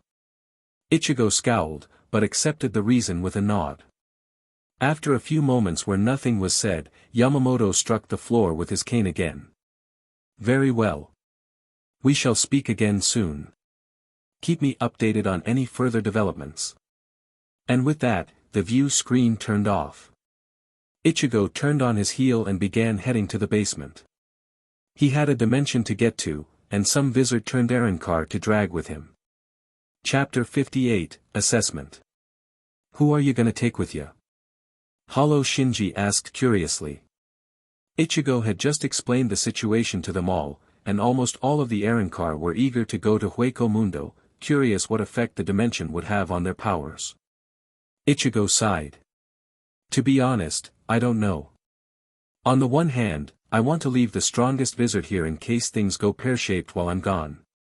But at the same time, I need people strong enough and smart enough to be able to take charge of groups of Ajuchas and Vasto Lord Hollows and Arankar, which means that I would prefer to take one of the ex-Daicho just because of their experience and the ability to use Bankai if needed. But we can't use Bankai and Resurrection together until either we or our inner Shinigami manages to wrest it from the other, Kensei pointed out. That's kind of the point, Ichigo retorted. The desert in Hueco Mundo would be empty enough for you to have your fight. No matter what Yamamoto says, whoever I take with me is primarily going to be training to be able to use their zanpakudo and resurrection simultaneously. I can take care of myself, and there are plenty of powerful hollows, so I'm thinking no more than 3 people should come along for the training. Any volunteers? You've got a good point, Love agreed. But like you said, you've a need for at least one ex-daicho, I think I should go. He hefted Tengamaru pointedly. Seeing as it was a gigantic spiked kanabo, Ichigo quickly assented. I'm coming, Hiyori asserted, glaring at Ichigo as if daring him to disagree. Rolling his eyes, Ichigo merely nodded. Doesn't matter if it's Hollow her or Shinigami her, they're exactly the same. I would come along, if you'll have me, Lisa spoke up unexpectedly. Of course, the Vizard agreed, though he was slightly confused. Lisa as a Vizard had been extremely distant from Ichigo the entire time he'd known her. Hollow Lisa was even worse, and almost seemed to prefer being alone despite the company of those like her. Well then. Shinji said loudly, clapping his hands together as he grinned. Sounds like you have your 3. Get out of here. Ichigo nodded. Not bothering to summon his mask, he called the traces of hollow power that existed in his base form and opened a garganta. He and his team stepped inside without hesitation. A short trip later, they stepped out into the vast desert expanse of Hueco Mundo, right in front of the doors to Las Noches. The doors themselves were enormous, and white just like the rest of the palace exterior. Despite that, the doors had an intricate design that must have taken a while to craft. Stay close, Ichigo ordered calmly as he felt a wave of hollow Ryatsu wash over him. With a single hand, he pushed open an enormous door and walked in. Hello, and welcome to Las Noches, a very familiar voice greeted. Is there anything I can help you with? Ichigo-sama. Pesh. Dondo-chaka? Ichigo asked disbelievingly. Ichigo-sama. The pair of the fraction immediately bowed deeply in front of him. My liege, what can I do for you and your guests? Pesh asked deferentially. Ichigo grimaced and pointedly ignored the questioning looks from his comrades. I need to see Nell and Ulquiorra immediately. At once, sir. Dondo-chaka. Right, the heavy-set errand car ran off, presumably to fetch the ex-espada in question. Ichigo-sama, please follow me to the meeting room, Pesh requested. Nodding, Ichigo began to follow the strangely formal errand car. You don't have to treat me like I'm some visiting royalty or anything. Immediately after saying this, Ichigo regretted it, because he knew what was coming. But you are. Pesh protested. You're Kurosaki Ichigo, king of Hueco Mundo. King. Ichigo's companions chorused. When did this happen? Hiyori demanded. It was a very recent development, Pesh answered easily. But after Aizen died, Ichigo-sama came back to Hueco Mundo and proved that he was stronger than everyone else, even the other Vasto Lord-class hollows. So he became king. Lisa looked up at Ichigo. You didn't need us, she observed. No, Ichigo admitted. I brought you along so you all could get stronger. And to keep Yamamoto off my back. I don't need to tell you that I'd prefer to keep this a secret. Ichigo received a chorus of nods in return. That much was self-evident to the Vizard-turned-Errankar, in a more literal sense than most. The Vizard were such because Soul Society had attempted to execute them for having hollow powers move upon them. If Ichigo were to be revealed as the ruler of all hollows. Ichigo. The Transcendent turned to the sound and allowed a half-smile to cross his face. Nell. The gentle Errankar smiled back. Stark was a few feet behind her, along with Lillinette. They nodded at him, and he nodded back in acknowledgement. Then Stark frowned. Kurosaki-sama, what has happened? Your soul feels incomplete. Something is missing. Lillinette frowned and peered at him critically. Hey, yeah, that's right. What did you do? Ichigo blinked. How can you tell? The former Primera gestured at himself and his fraction. Lilith and I are two parts of the same soul, and one of our resurrection powers is splitting our soul further. It's easy for us to tell when someone else has done the same. Ichigo frowned. He hadn't been quite sure if his tagabido reflection had been part of him, or was an invasive soul fragment of hell. Guess this answers that. But that meant very disturbing things for his own psyche that he'd have to meditate on later. I'll explain in a minute, when Ulquiorra is here. Kurosaki Ichigo. Speak of the devil, Stark commented lightly. And guessed, it would seem. Ulquiorra had indeed entered the room, Tia Harabel walking slightly behind. Harabel. Nell greeted. It's good to see you. Ulquiorra. Harabel, Ichigo acknowledged. What brings you back to Hueco Mundo? Harabel asked quietly. And who have you brought with you? Let's sit down, this is a bit of a long story. Pesh fetched some tea for everyone, and Ichigo filled in the former espada as best he could. Silence ruled for several moments, before Stark groaned. We're going to war again. Shut up.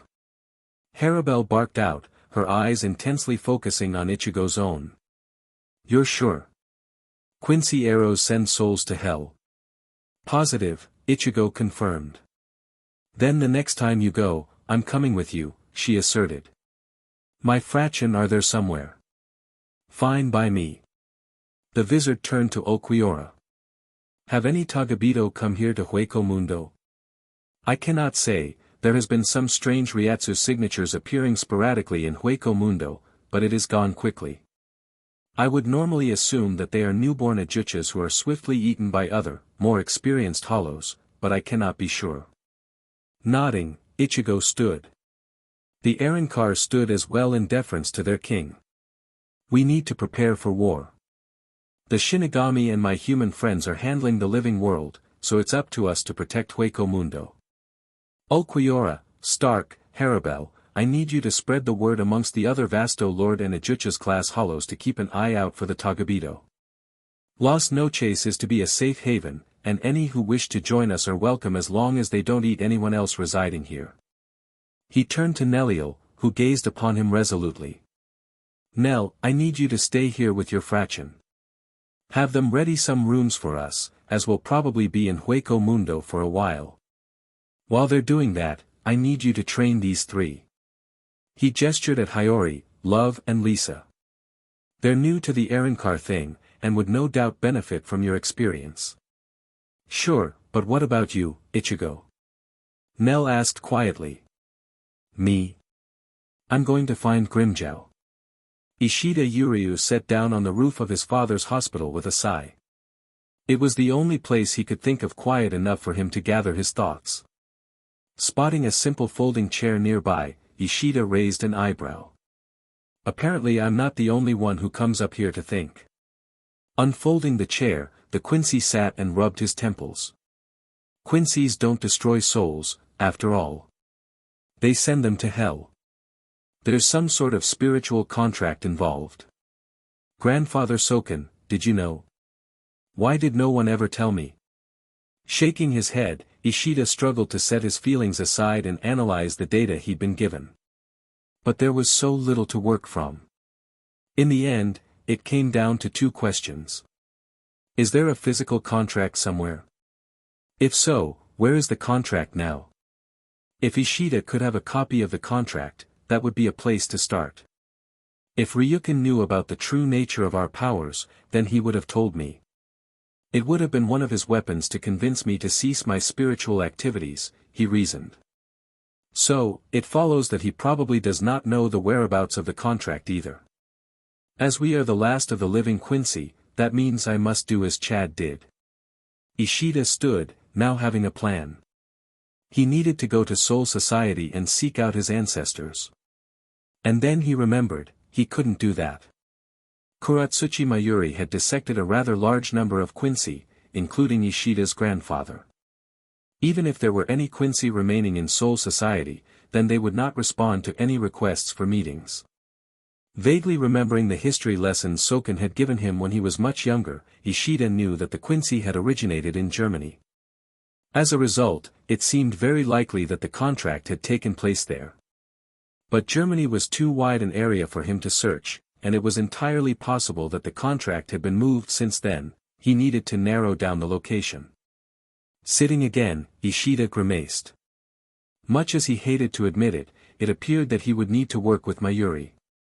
The man was a scientist, and he would no doubt have records of everything his prisoners had communicated. Among those records were bound to be mentions of the contract, and with any luck, clues to its location.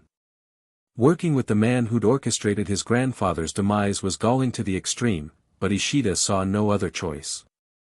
Gritting his teeth, he stood up to go see him. Yuryu. Ishida turned to the side, where he saw Inoue step down off her santen keshin, dissolving it back into her hairpins. Orihime. Are you okay? No. Ishida shook his head. No, I'm not.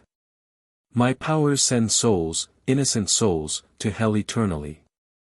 When I thought they destroyed the souls, I could live with it. It's only painful for a moment, I would tell myself. Wouldn't any decent soul rather die than be forced to commit atrocities, than have to kill their loved ones and eat other souls? I could justify it to myself, and I could deal with the consequences. But they don't cease to exist. Ishida spat out. They're sent to hell. They suffer, and they never, ever get release. All these years, I've been condemning those souls to a fate worse than death. But you couldn't have known, Inoue pointed out, coming closer.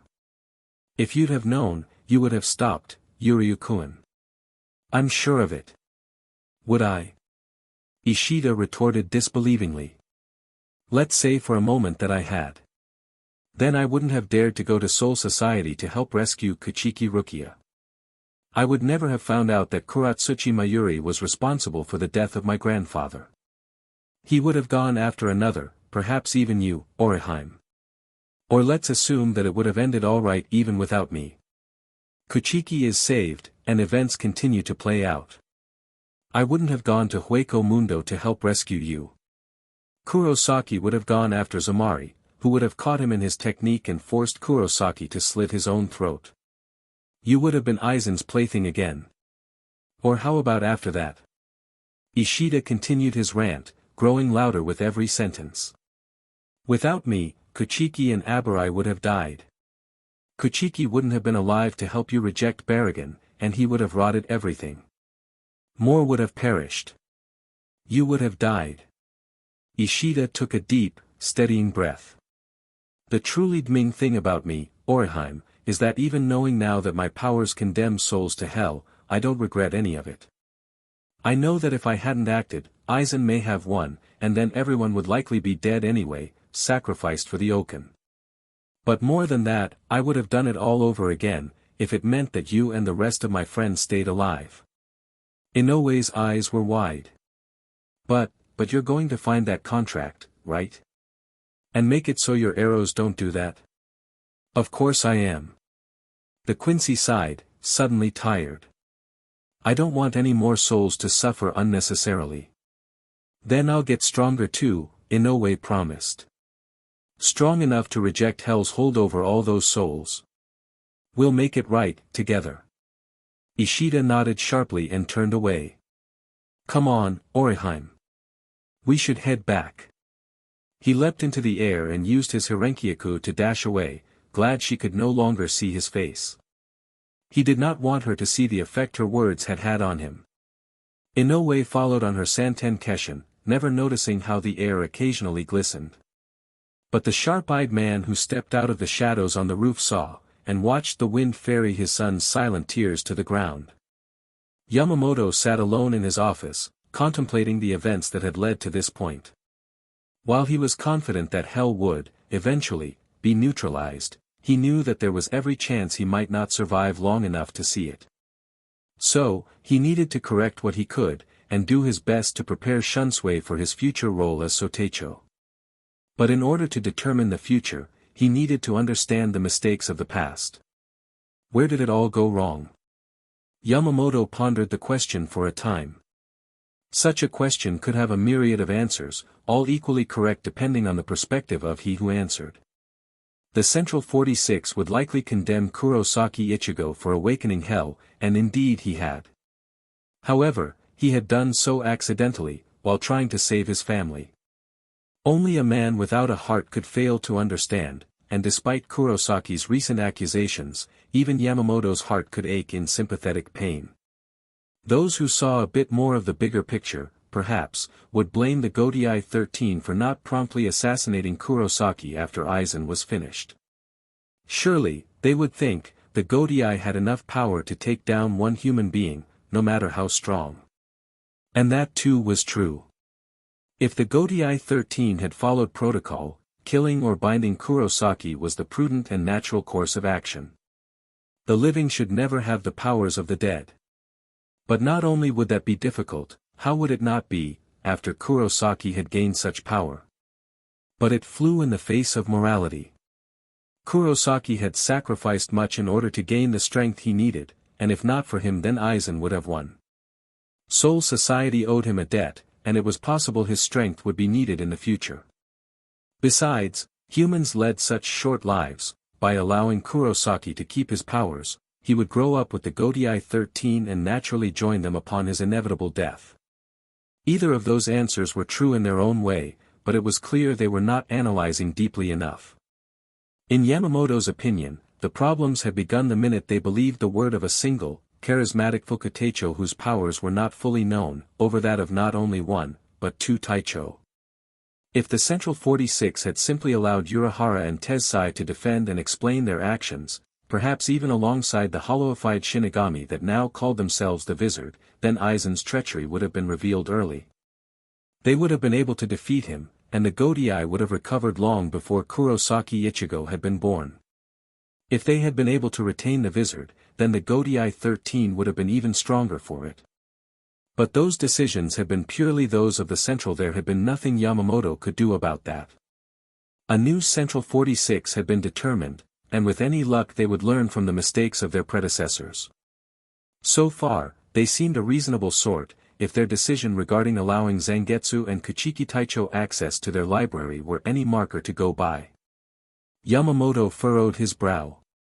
The next events of significance had been orchestrated by Aizen himself. Kurosaki Masaki had been eaten by the Grand Fisher, Kuchiki Rukia had been sentenced to execution via Sokayaku, and Kurosaki Ichigo had invaded with his band of Ryoka. The latter events had been made possible purely because the Central 46 were so secretive that no one was permitted to see them unless summoned or if it was an emergency. That, he could do something about.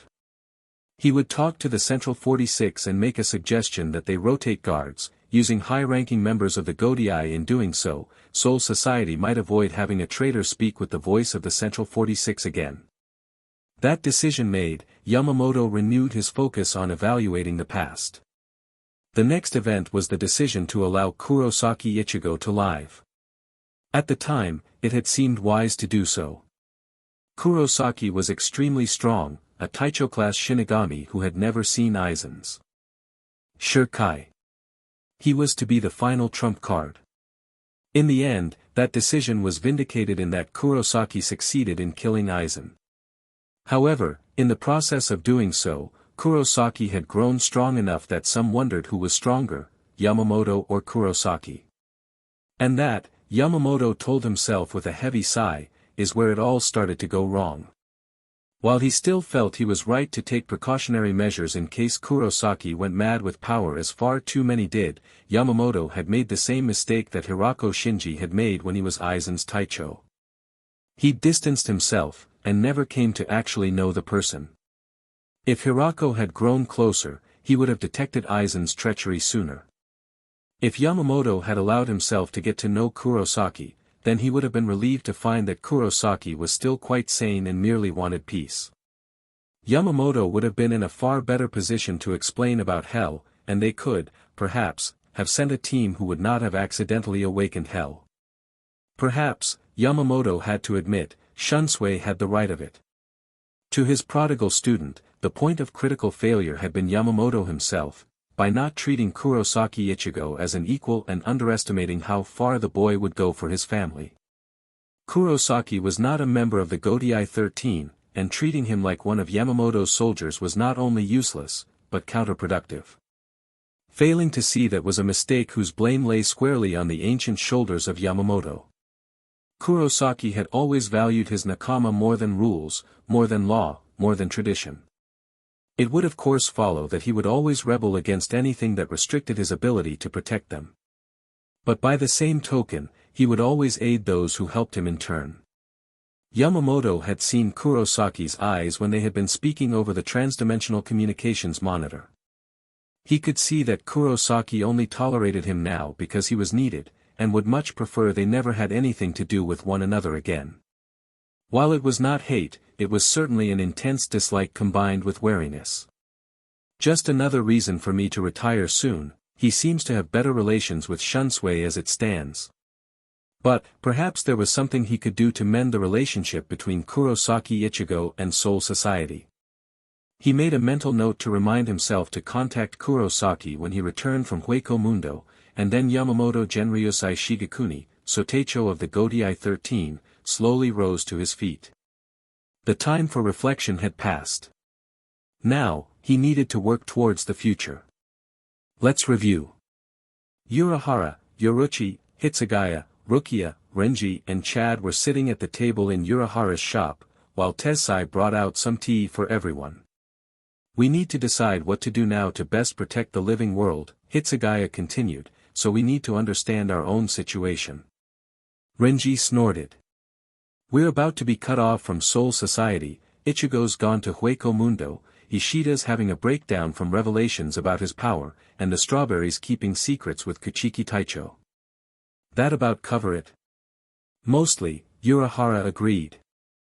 Yuryukuin will likely be largely unavailable, as he'll be searching for that contract.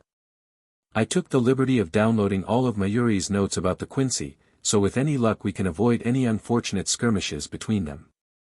Rukia nodded, looking somewhat relieved. She'd never liked the Taicho of the 12th Division, and she'd heard the story of what had happened with Ishida's grandfather.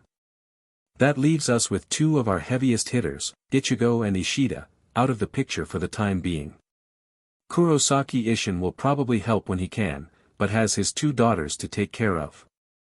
Likewise, Ishida Ryukin will protect the Karakura hospital. Speaking from experience, asking him to do more is useless. Hitsugaya nodded, remembering when he'd sent Rukia and Ranjaku to request Ryukin services while Cazador de la Luna had been in control and in Hueco Mundo. Sato-san, it's likely we're going to need your help more often. The giant merely nodded.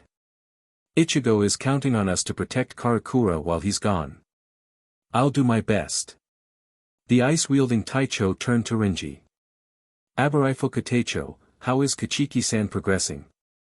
She's getting stronger, Renji replied calmly. Sodi no Shirayuki has begun to use her Shirkai attacks against Rukia. Rukia's Kido is also growing stronger as a result. Excellent. Kuchiki-san, how is Abarai's Kido? Much better, Rukia admitted. He's got a good grasp of the fire element spells up to Hado 54, Heian. We'll be going over electric spells next. Impressive progress, given the short time you've had to work with, Urahara complimented. Especially considering Abarikuin's previously poor control. Very impressive. Rukia jumped, startled, not expecting Tessai's voice from right behind her. When Ichigo returns, I may have you join in our sessions. I am interested to see your method of teaching Kido.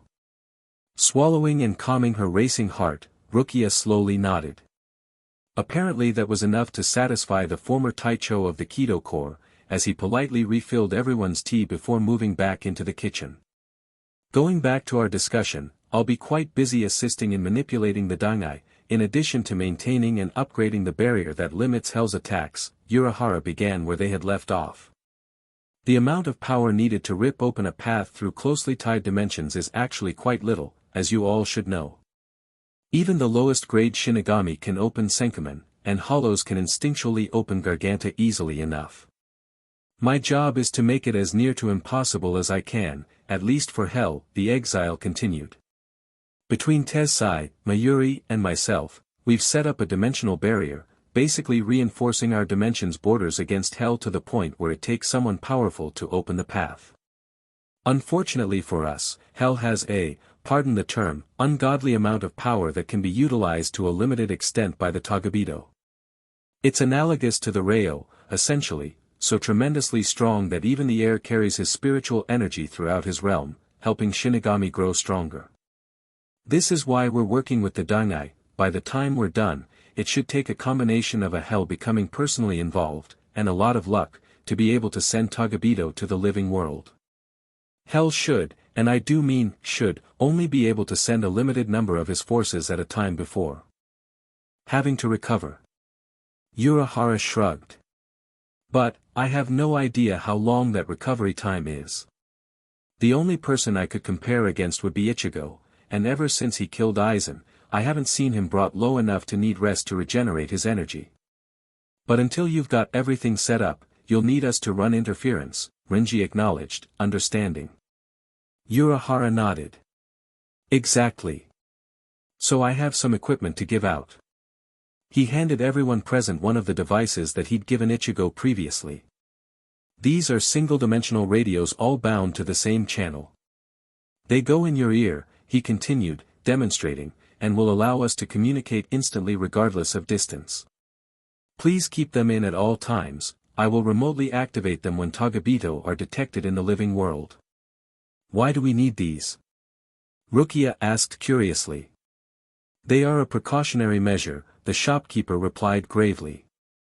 We must be prepared for tactics that involve hell sending waves of tagabido to different areas of Karakura. By having instant communication like this, we are able to better respond and coordinate to counter threats. They also serve as emergency beacons, so if you fall in combat someone can quickly locate and treat you, Urahara added. Accepting the explanation, Rukia gently pushed the device into her left ear. The others did the same. Wait, Hitsugaya suddenly said. Yoruchi-san, you were head of the Onmitsukido, and Taicho of the 2nd Division once. Can you give us some insight into Hell? Why isn't Hell continuing the assault? Why didn't he send more tagabido? There was silence for a minute. I cannot be certain, Yoruchi began slowly. There are a number of factors at play. First, Hell was resurrected extremely recently. He may not be at full power, or he may be searching out his remaining soul fragments. Second, he showed an interest in Ichigo. He may have kept the numbers low so Ichigo would have felt there to be an opportunity to return to Hell, as he did. It would then follow that as Ichigo separated his inner tagabido from himself, Hell is preoccupied with that tagabido Ichigo. Third, this was a test run, to examine our defenses and determine the best approach. He may be analyzing the data, or perhaps doing the same to Hueco Mundo as we speak. In the end, there is no way to know, Yoruchi concluded. We must make the best use of the time we have. Get some rest, and don't bother with shifts. If tagabido arrive, Kisuke's machines will alarm quite loudly. If you're not woken by that, I'll have Tensai do it. Kisuke and I will take care of any hollows. Tagabido Ichigo awoke once again, held up by several chains. Once again, he tested his strength against the chains, and as always, the chains held steady. DMN it. Hell had quickly and effortlessly captured the tagabido shortly after he'd kicked Ichigo out of his dimension. Ever since, he'd been bound by the chains against some ultra-smooth wall. There was no escape from it, he couldn't even bite his tongue and bleed to death in the hopes of being resurrected sooner or later within the Hell dimension. He'd tried it the last time he had awoken here, and the only thing that had happened was that he'd spat out a lot of blood before passing out. Tagabido Ichigo did a quick check, yes, his tongue was entirely there. Either it had regenerated, or he'd actually died and Hell had promptly resurrected him and stuck him back on the wall. Well, that's frustrating. Awake, I see. Tagabido Ichigo focused his attention towards the BSTRD who'd locked him up there. Hell. You have me at a disadvantage, Hell remarked with a smile.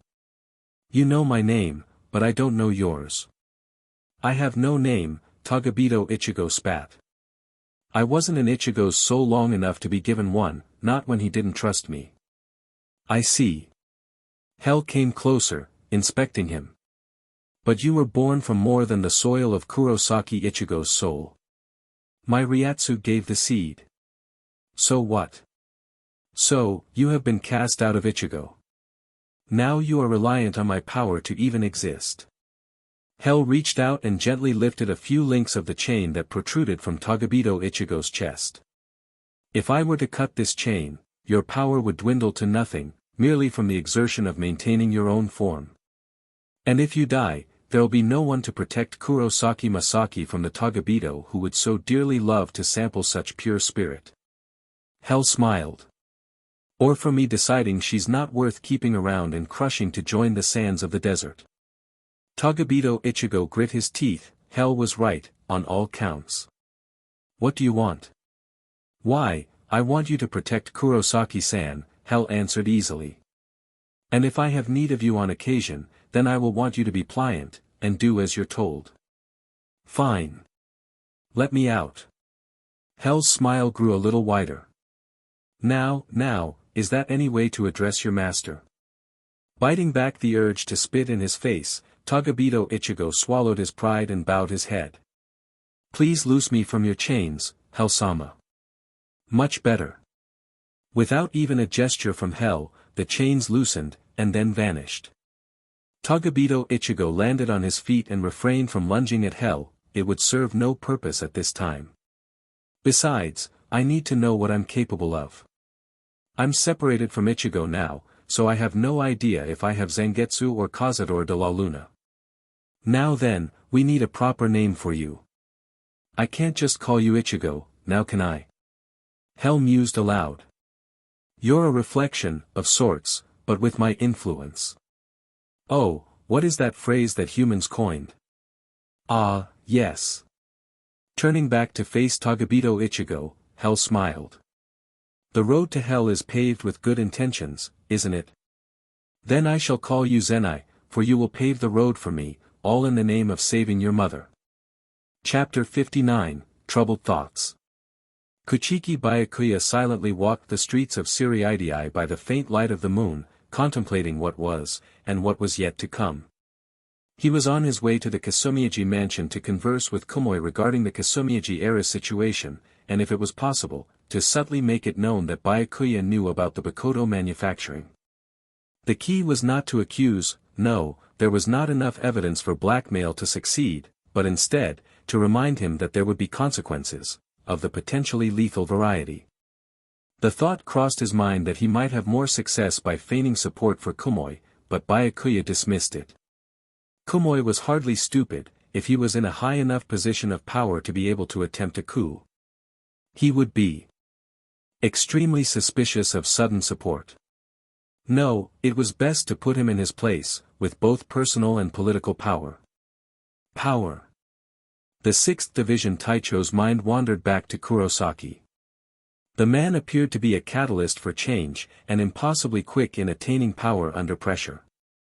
He couldn't help but wonder how powerful Kurosaki would be when the crisis was over, but no sooner had Bayakuya thought it had he realized the real question. What would Kurosaki do with his power when Hell was defeated?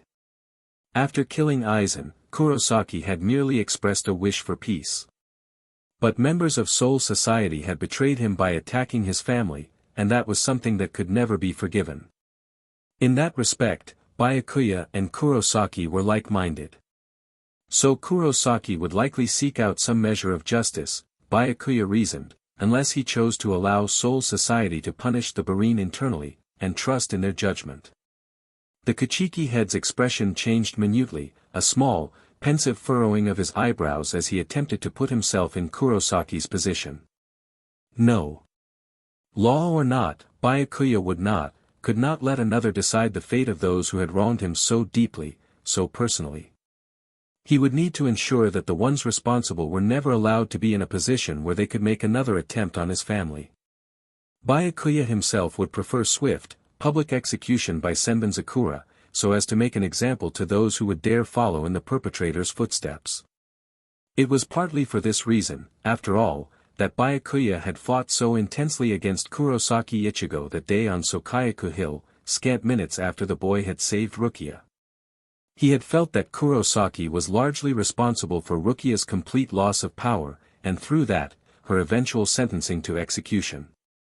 On top of that, the fool had had the nerve to taunt and criticize him for not defending his adopted sister while Bayakuya had already been caught between two contrasting vows. How could he not bring out his ultimate techniques, Senkei and Shukai, Hakutiken? Of course, now Bayakuya knew the truth, and he was grateful that Kurosaki had succeeded. He had been given another chance to reconnect with Rukia, and now he could see beyond duty and into morality.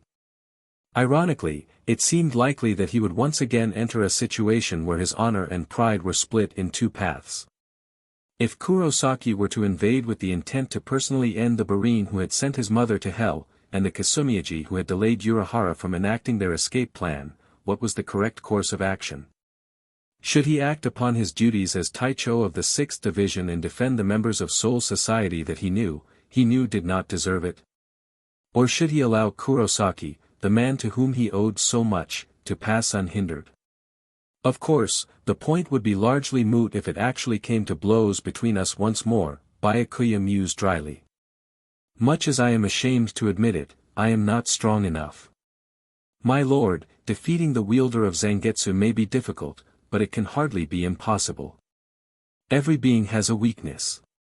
Bayakuya nodded absently to himself.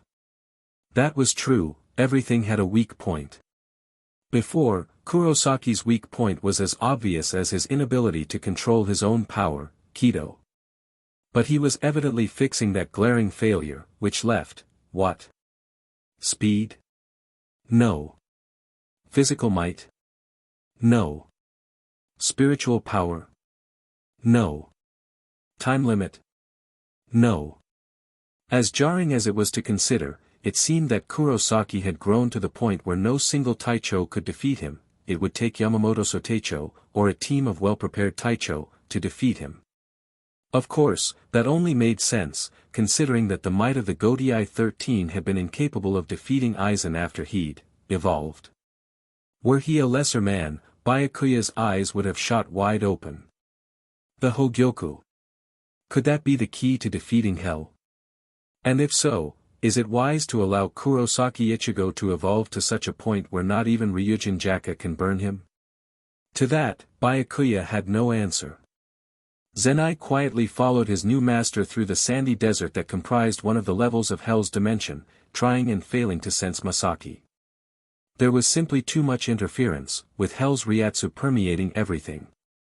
Even the sand, the decomposed corpses of countless tagabido, had a dull power to them. Hell-sama. The sands. Yes. Hell sounded amused, which Zenai took as a good sign. They're made of dead tagabido, right? Can you resurrect them, if you were ever so inclined? Of course. It is my world, after all. And unlike the lava pool, no one has ever been able to bring another back from that fate. Hell turned his face slightly to look at Zenai out of the corner of his eye. Why? Thinking of bringing back Shuren? The tagabido snorted. Hardly. If I ever were to have the power to resurrect anyone, it'd be for an ally who I could trust not to stab me in the back as soon as it suits him. Or at least someone whose goals are aligned with my own. Hell's laugh resounded in the desert air. You'll have a hard time finding such a person here, Zenai. After all, this is hell. Alliances here are born of necessity, and dropped as soon as they don't need each other anymore.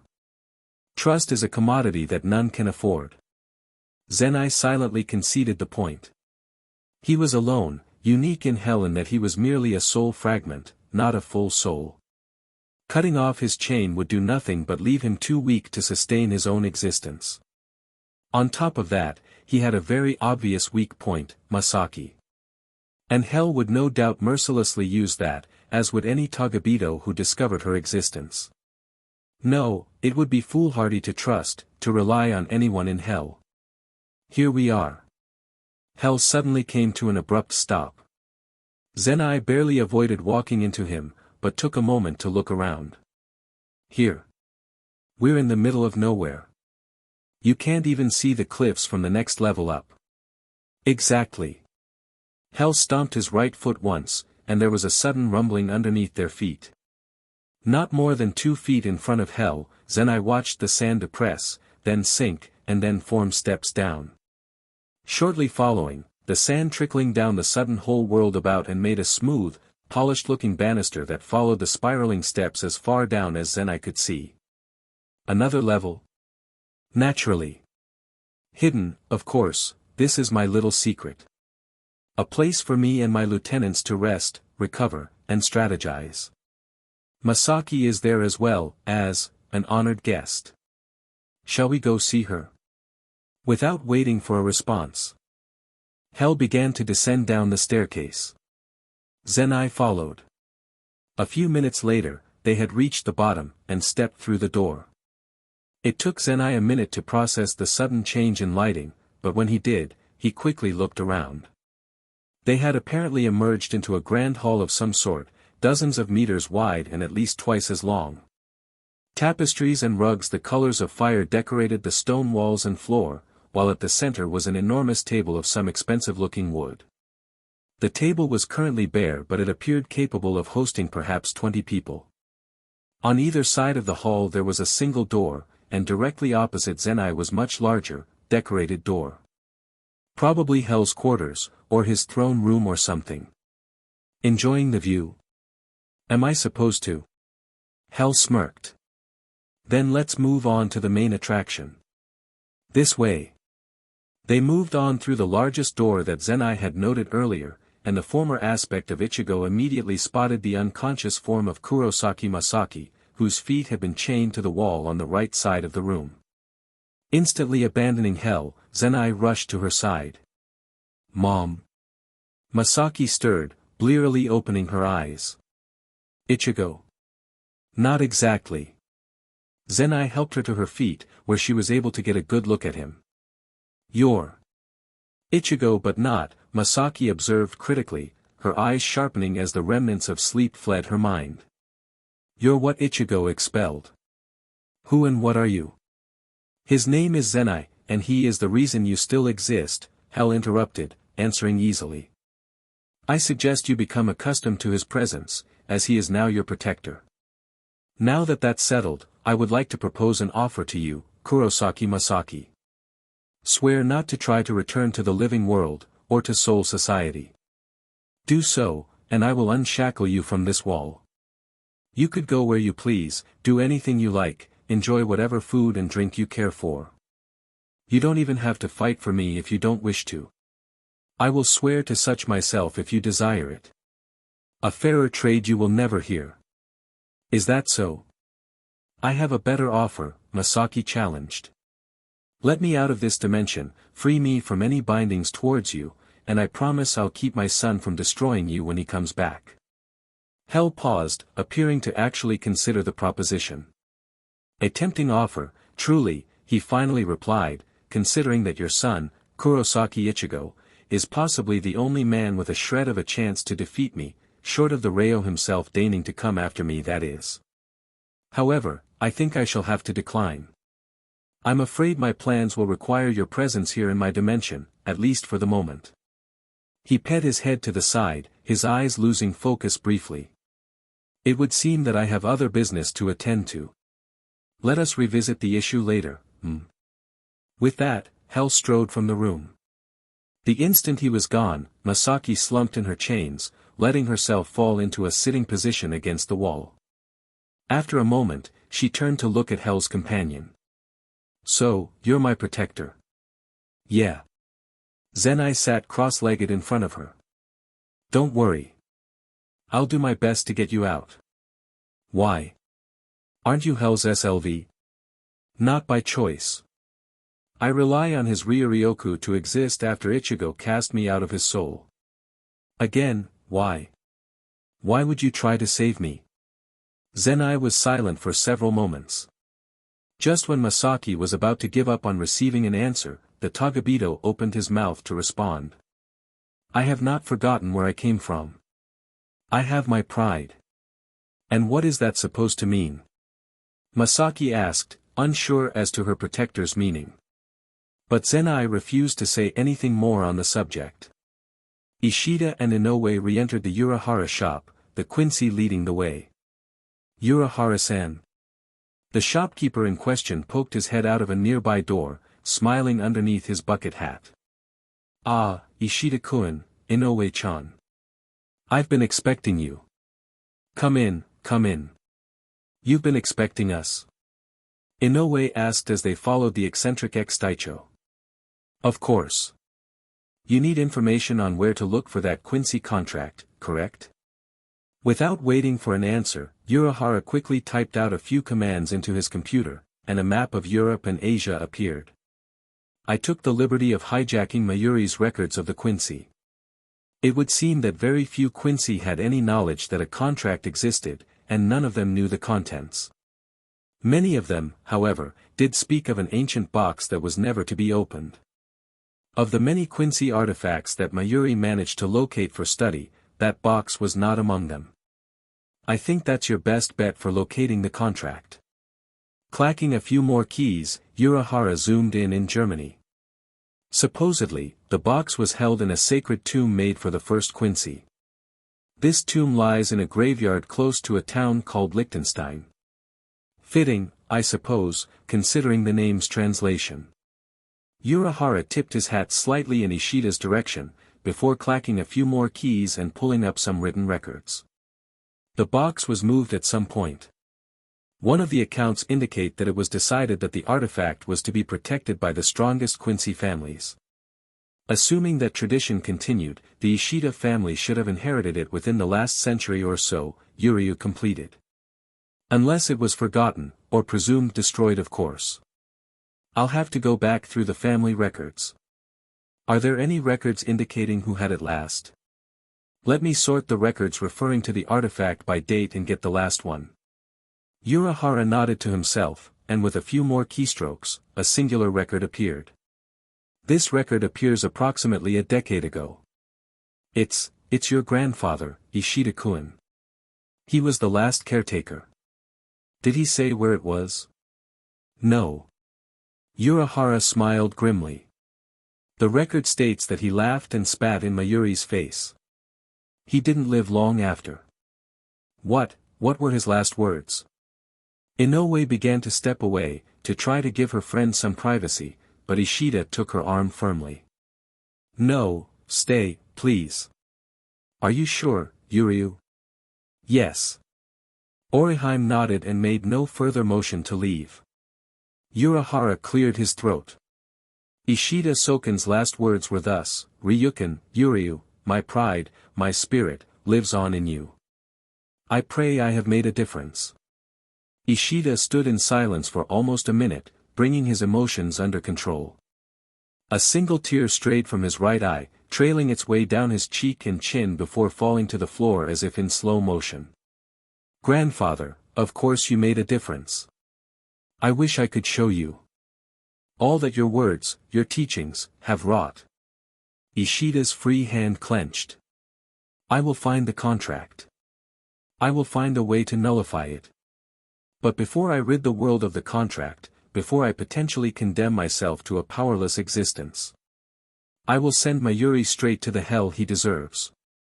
Uryu shook his head, clearing it from the thoughts that had spawned from the raw, unfettered hate he held for that inhumane scientist. No. If I kill Mayuri, other captains will come after me. It's not worth it. Yet. Uryu. Come, Oriheim. We need to see my father. I don't mind, but why do you need me to come with you?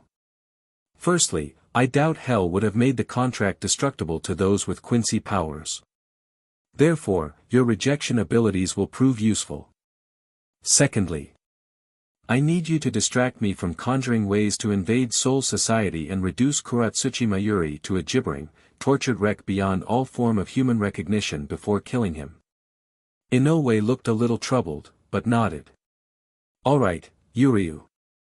Ichigo sat atop a tower on the roof of Las Noches, meditating on the countless spiritual ribbons that floated past. The number of hollows that lived in this dimension were staggering, it truly made him wonder about the efficiency of Shinigami to purify all the plus souls of the living world. But that was irrelevant to the task. Ichigo needed to find Grimja. Flashback. You want to find Grimja? Nell asked incredulously. Why? He's strong, but after I beat him he'll be looking for ways to improve his power. I could tell that he was that kind of guy, at least. If he succeeded, then he'll make a powerful ally. Besides. Ichigo sighed. Too many people that have issues with me have gone after my family. Grimja seems like someone who would hold a grudge. I don't know if he'd go that far, but I can't take that risk. It's nothing personal, I just want to know where everyone who is sad at me is. End flashback. Yet Ichigo was having a very hard time locating Grimja's Ryuraku, despite having looked for close to half an hour. Normally he didn't require much time at all to locate someone. The only other time he'd had this much trouble was when his mother was being held inside a Seikiseki prison. Since to his knowledge, Seikiseki did not exist in Hueco Mundo, that left only three options. Either Grimja was killed and eaten, he's learned to hide his presence very well, or he's not in this dimension. None of those options were particularly pleasant thoughts. You know, I don't remember seeing him while we were becoming king of Hueco Mundo either. Ichigo frowned. That was strange. He would have thought that Grimja would be particularly interested in seeing whom he had to surpass to be the strongest. Straining his memory, Ichigo vaguely recalled that Grimja had something against Ulquiorra. But if Ulquiorra had done anything, he would have spoken up at the meeting. I suppose I'll just have to send some scouts. Maybe Nell will know a few people. Can't do that forever, King. You will need to get to know your subjects at some point, Kazador snarked. It's on the to-do list. Standing and stretching for a moment, Ichigo pondered what to do next. I suppose I should continue training my Kido. Maybe Lisa will know something. I doubt Hiyori bothers much with Kido. Perhaps. But you should rest. It has been a long day, and a tired ruler does not give the appropriate impression to hollows. Silently acknowledging the point, Ichigo flickered back to the entrance of Las Noches and re-entered. Without a word, Pesh bowed and led Ichigo to the quarters that Aizen had once resided in. The room was relatively simple, there was a comfortable-looking bed, and an ornate writing desk. There was a simple dresser with a few other sets of clothes, and atop it was a sturdy-appearing sword mount. On closer inspection, the mount was decorated with what looked like ripples flowing from a full moon. Aizen must have really loved Kyoka Suigetsu. Hey, Zangetsu, do you mind if I put you up there while I'm asleep? I do not mind, but remember that it does not matter where I am physically, I am always with you. Nodding at the reminder, Ichigo gingerly put his zanpakudo on the sword mount. That done, he stripped out of his Shinigami garments and paused at his hollow vest. After a moment, he decided to leave it on. It was certainly comfortable enough he often forgot he wore it. Falling onto the bed, Ichigo closed his eyes and fell away from reality. Ichigo was staring at man with slick-back dark hair, whose eyes were wide, pleading with him to see reason. You don't understand. There is a reason why it is this way, the man cried out. And what reason is that? Ichigo spat. The evil in life remain evil in death, Akio. Don't the good in life deserve a paradise free of those who abuse their chance at life? Ichigo's eyes shot open. What the F was that? It's no good, Kenryu muttered. It's too late.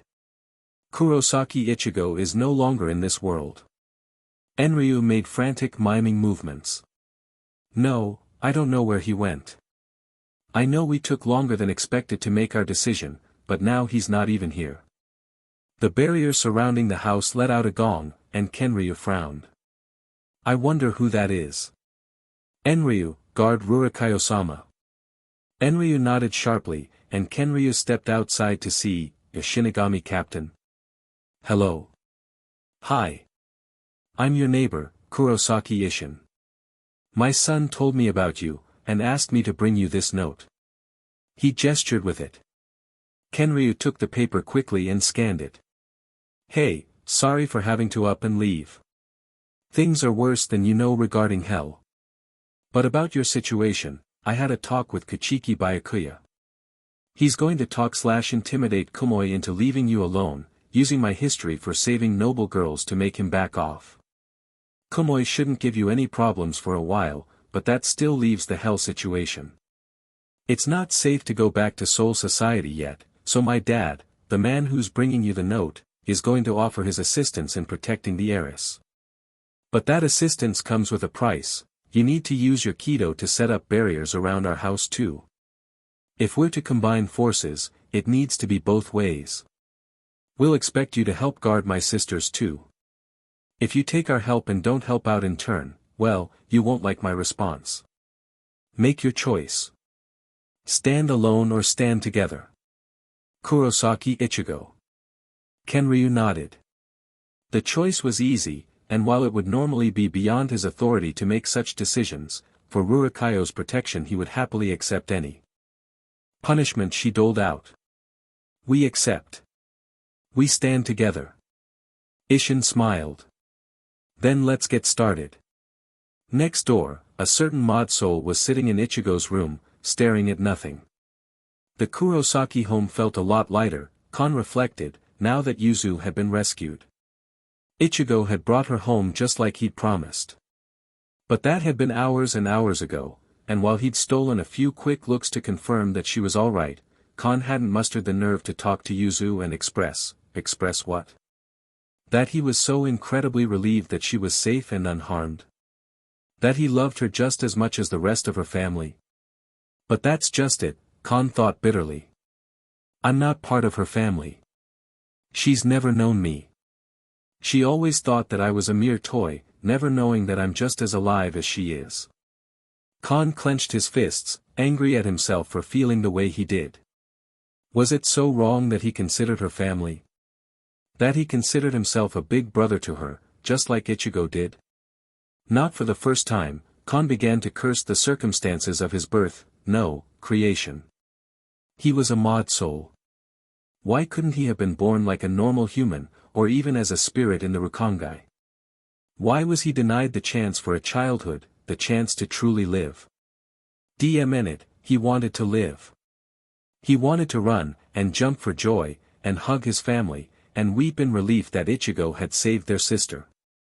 And then he wanted to enjoy everything life had to offer, from food to beauty to sec to anything else that could make him feel alive. But it was impossible.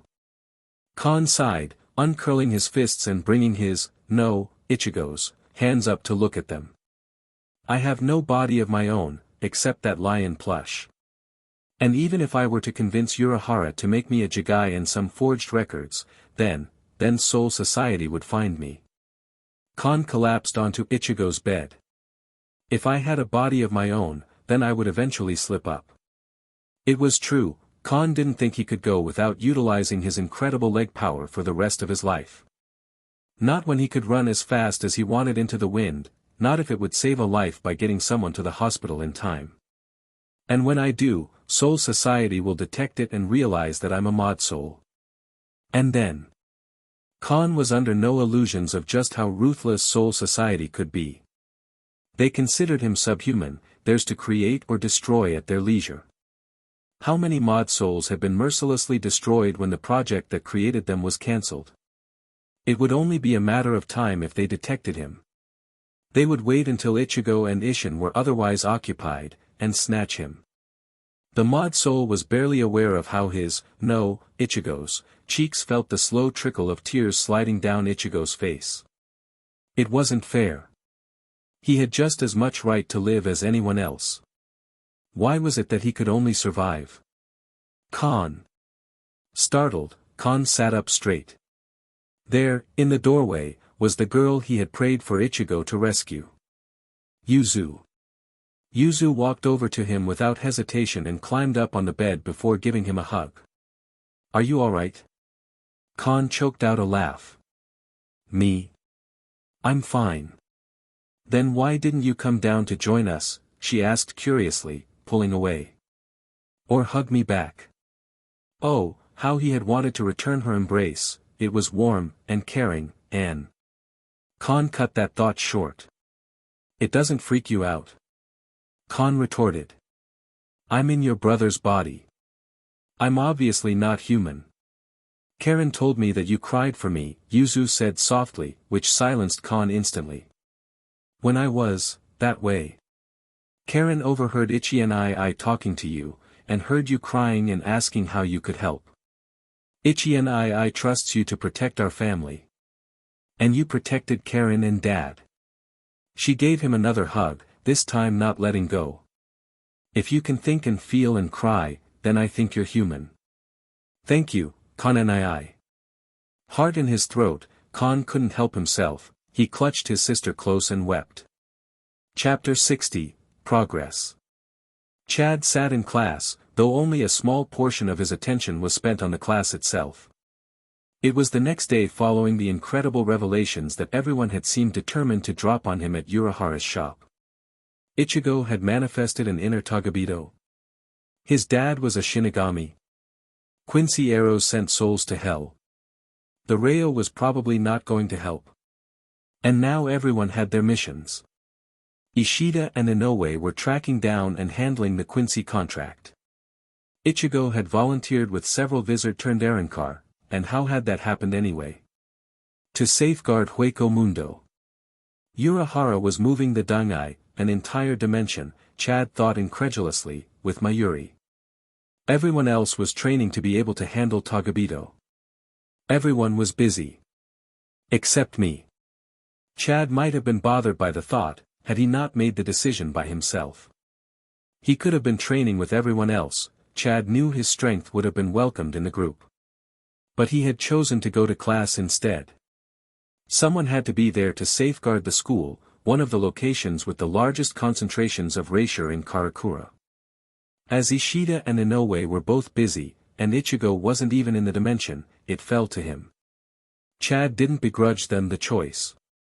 Fixing Ishida's powers was important as well, possibly more important in the grand scheme of things. Ending the contract, removing it from existence, could have far-reaching effects. The souls slain by Quincy's might be released from hell, weakening him. But there was no way to know until they located the contract. So for now, Chad knew what he needed to do. He would defend those unable to defend themselves, and use his arms to protect, just as his abuelo had taught him, just as Ichigo had done for him.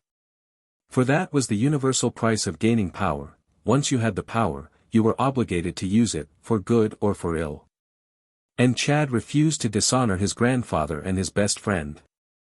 It was a duty Chad would gladly accept. Even so, he wondered how everyone else was faring. At that moment, Ishida and Inoue were underneath the hospital, looking through the Quincy archives for any clues to where Ishida Soken had hidden the Quincy contract. Although Ishida Ryukin had known nothing of any contract, he had granted them access to the Hall of Records the night before. The pair of teens had been there all night, researching, but thus far had found nothing. Ishida let out a quiet sigh of tired frustration and set down the book he was paging through. Again, he had found nothing useful. Despite having narrowed the search to within Soken's lifetime, there was an enormous amount of material to search through. Removing his glasses and rubbing his eyes, he looked over to Inoue with the intention to ask her how her search was going. But upon seeing her, he kept his mouth shut. Inoue had fallen asleep, her chin on her chest. Ishida felt a tug at the corners of his mouth as he watched her for a few moments, reflecting on her dedication to help him. It was nice to have such a wonderful friend who would aid him however she could without complaint. Ishida just wished that it hadn't been necessary. Silently rising from the bench and wincing at his legs' protest from not having moved in hours, Ishida removed his coat and gently draped it over Inoue's sleeping form. Rest well. Glancing curiously at the book she'd barely started on, Ishida made a quick note of the title, Life and Death, A History of Relations by Ishida Soken. The young Quincy blinked. He hadn't been aware that his grandfather had written a book. Curiosity piqued, exhaustion forgotten, he took it from the table and sat back down to read it. The book started at the beginning of the Quincy, lending detail to Urahara's brief summary and Ishida's own half-remembered memories. It talked of the first Quincy, and how eventually the Shinigami had become aware of their existence. The book went into extreme detail on every interaction between Shinigami and Quincy, with proposed motivations and supporting conclusions for each side. Though Soken had known nothing about hell, he had suspected that there was more to their arrows than removal of existence. He indicated as much in his analysis of the meetings, and believed that the leaders of the time had shared his skepticism, which had led to further distrust of Soul Society and ultimately, the war that had all but annihilated the Quincy. There had been a few other occasions of interaction between the Shinigami and the Quincy after that, but they were few and far between. The Quincy clans had gone into hiding in an act of self-preservation, leading to secularization, division between the clans. This division, Soken believed, was ultimately the death knell for the Quincy. Only together had they thrived, and the increasing distrust was causing their numbers to grow smaller and smaller. It was then that Soken explained his own attempts to reach out, so the Quincy would not be ended completely. However, as Yuryu already knew, that had ended in failure. Soken concluded with a hope that the Quincy not be forgotten, and that Shinigami and Quincy could work together in peace in the future. Sighing, Ishida turned the last page, preparing to close the book. Suddenly, a spark of blue caught his eye. On the back of the final page, there was a glowing message, apparently addressed to him. Yuryu.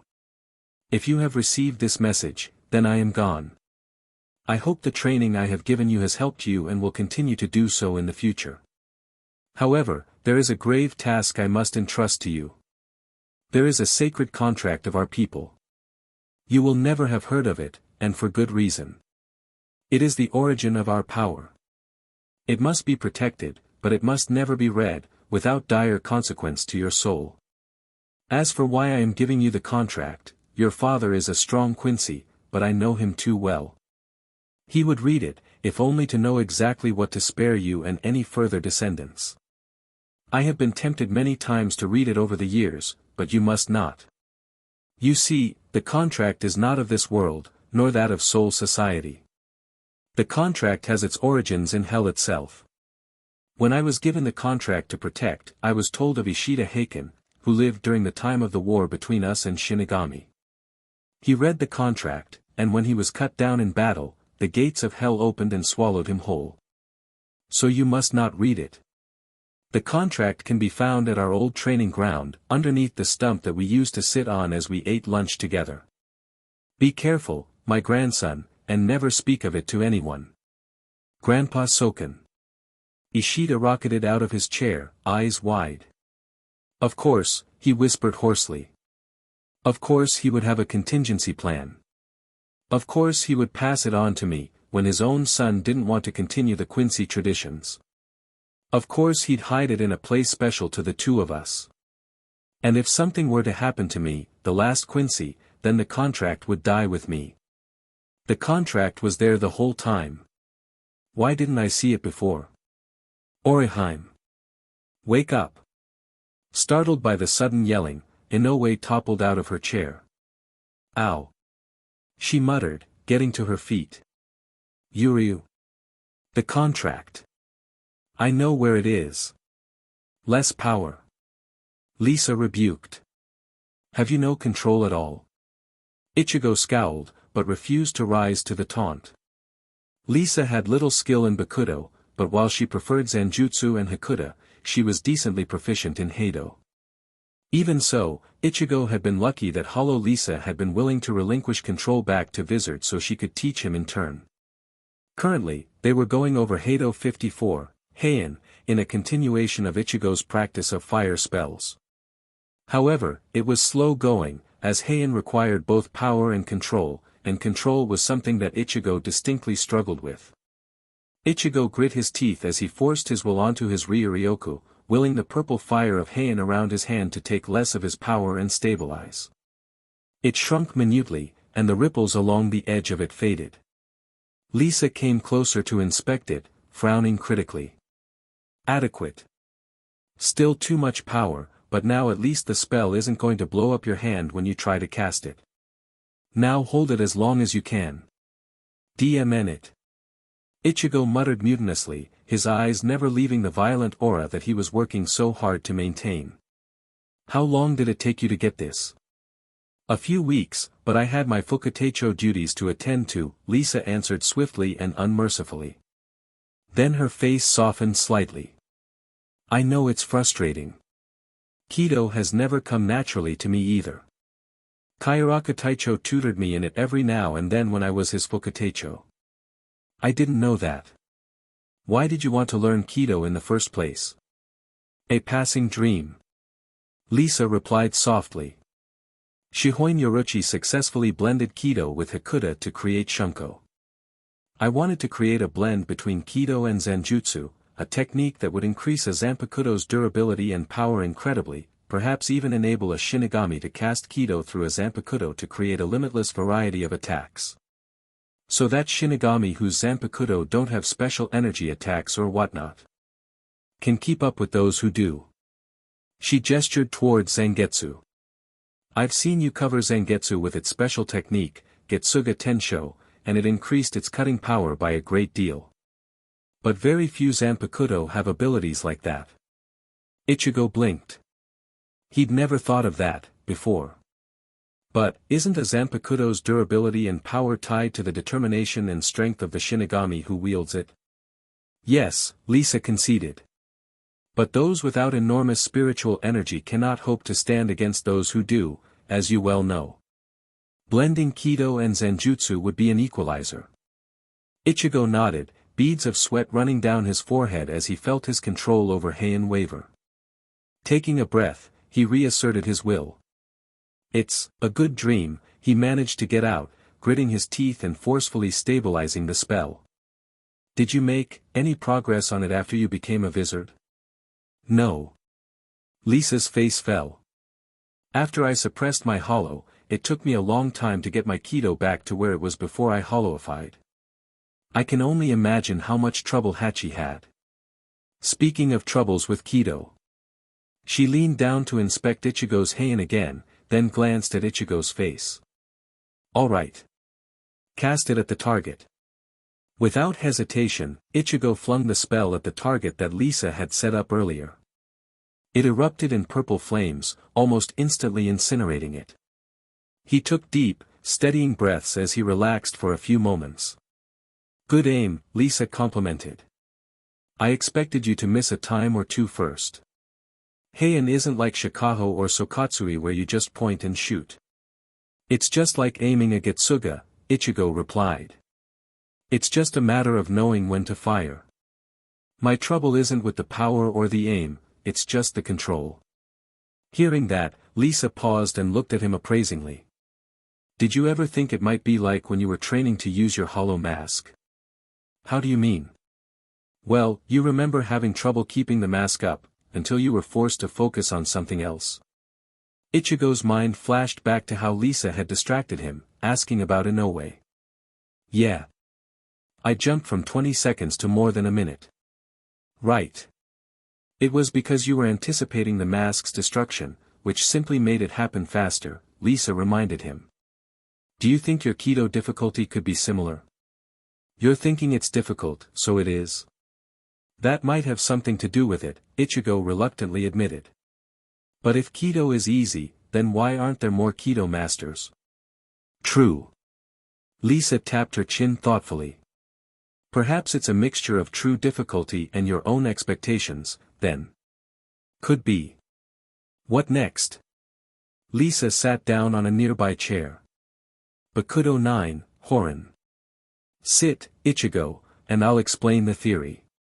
Ichigo seated himself across from her. So, Horin. That sounds like a Heido, though. It does, doesn't it? Despite the name, Horin is a Bakudo meant for capture. It's basically an extension to Heinoa, if you know it. Ichigo nodded an affirmative. Good, that makes this easier. The thing to be aware of is that Heinoa is stronger and more versatile, but is single target only. Heinoa can't split and capture more than one person.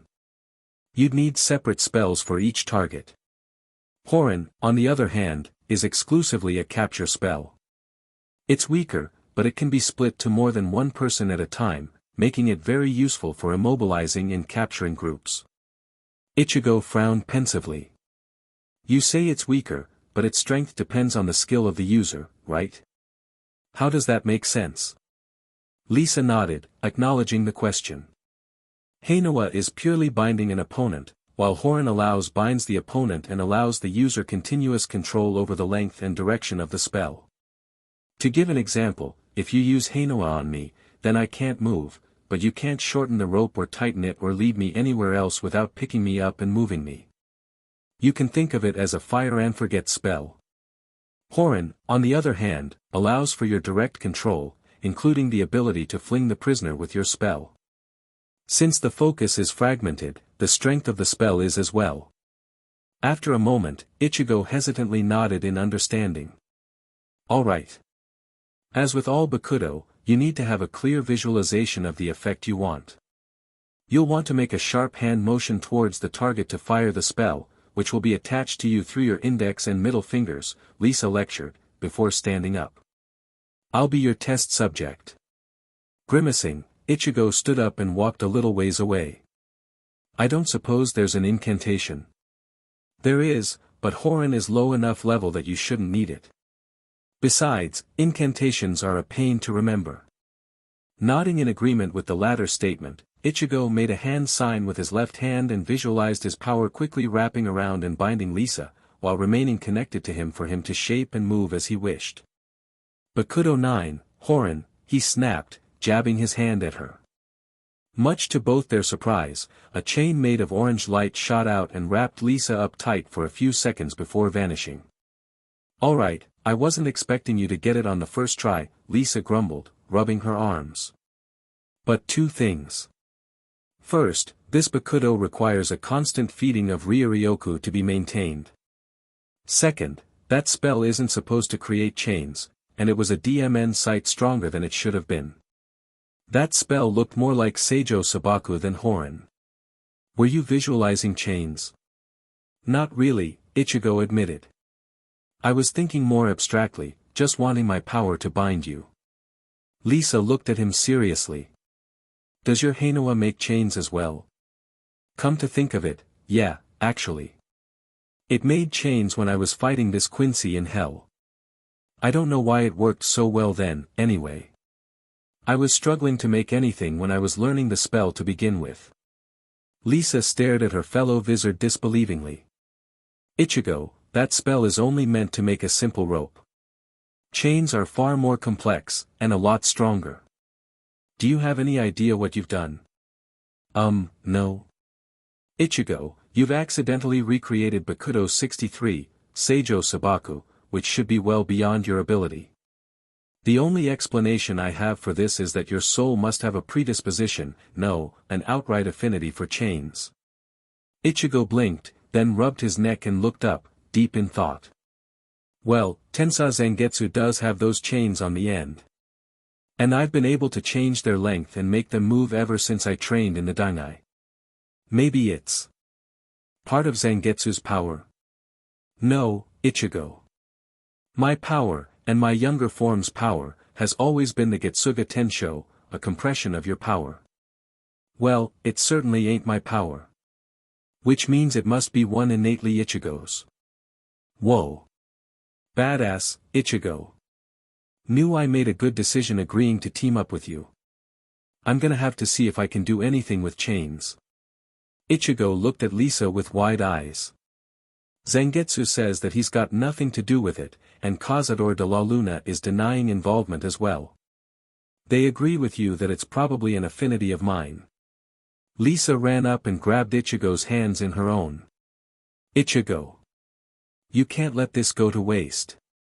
With a chain affinity that lends itself so well to Bakudo, you could make a personalized seal for hell, binding him for good.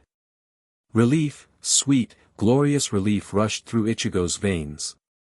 Finally, he didn't feel overwhelmed with the prospect of learning enough Bakudo to finish hell.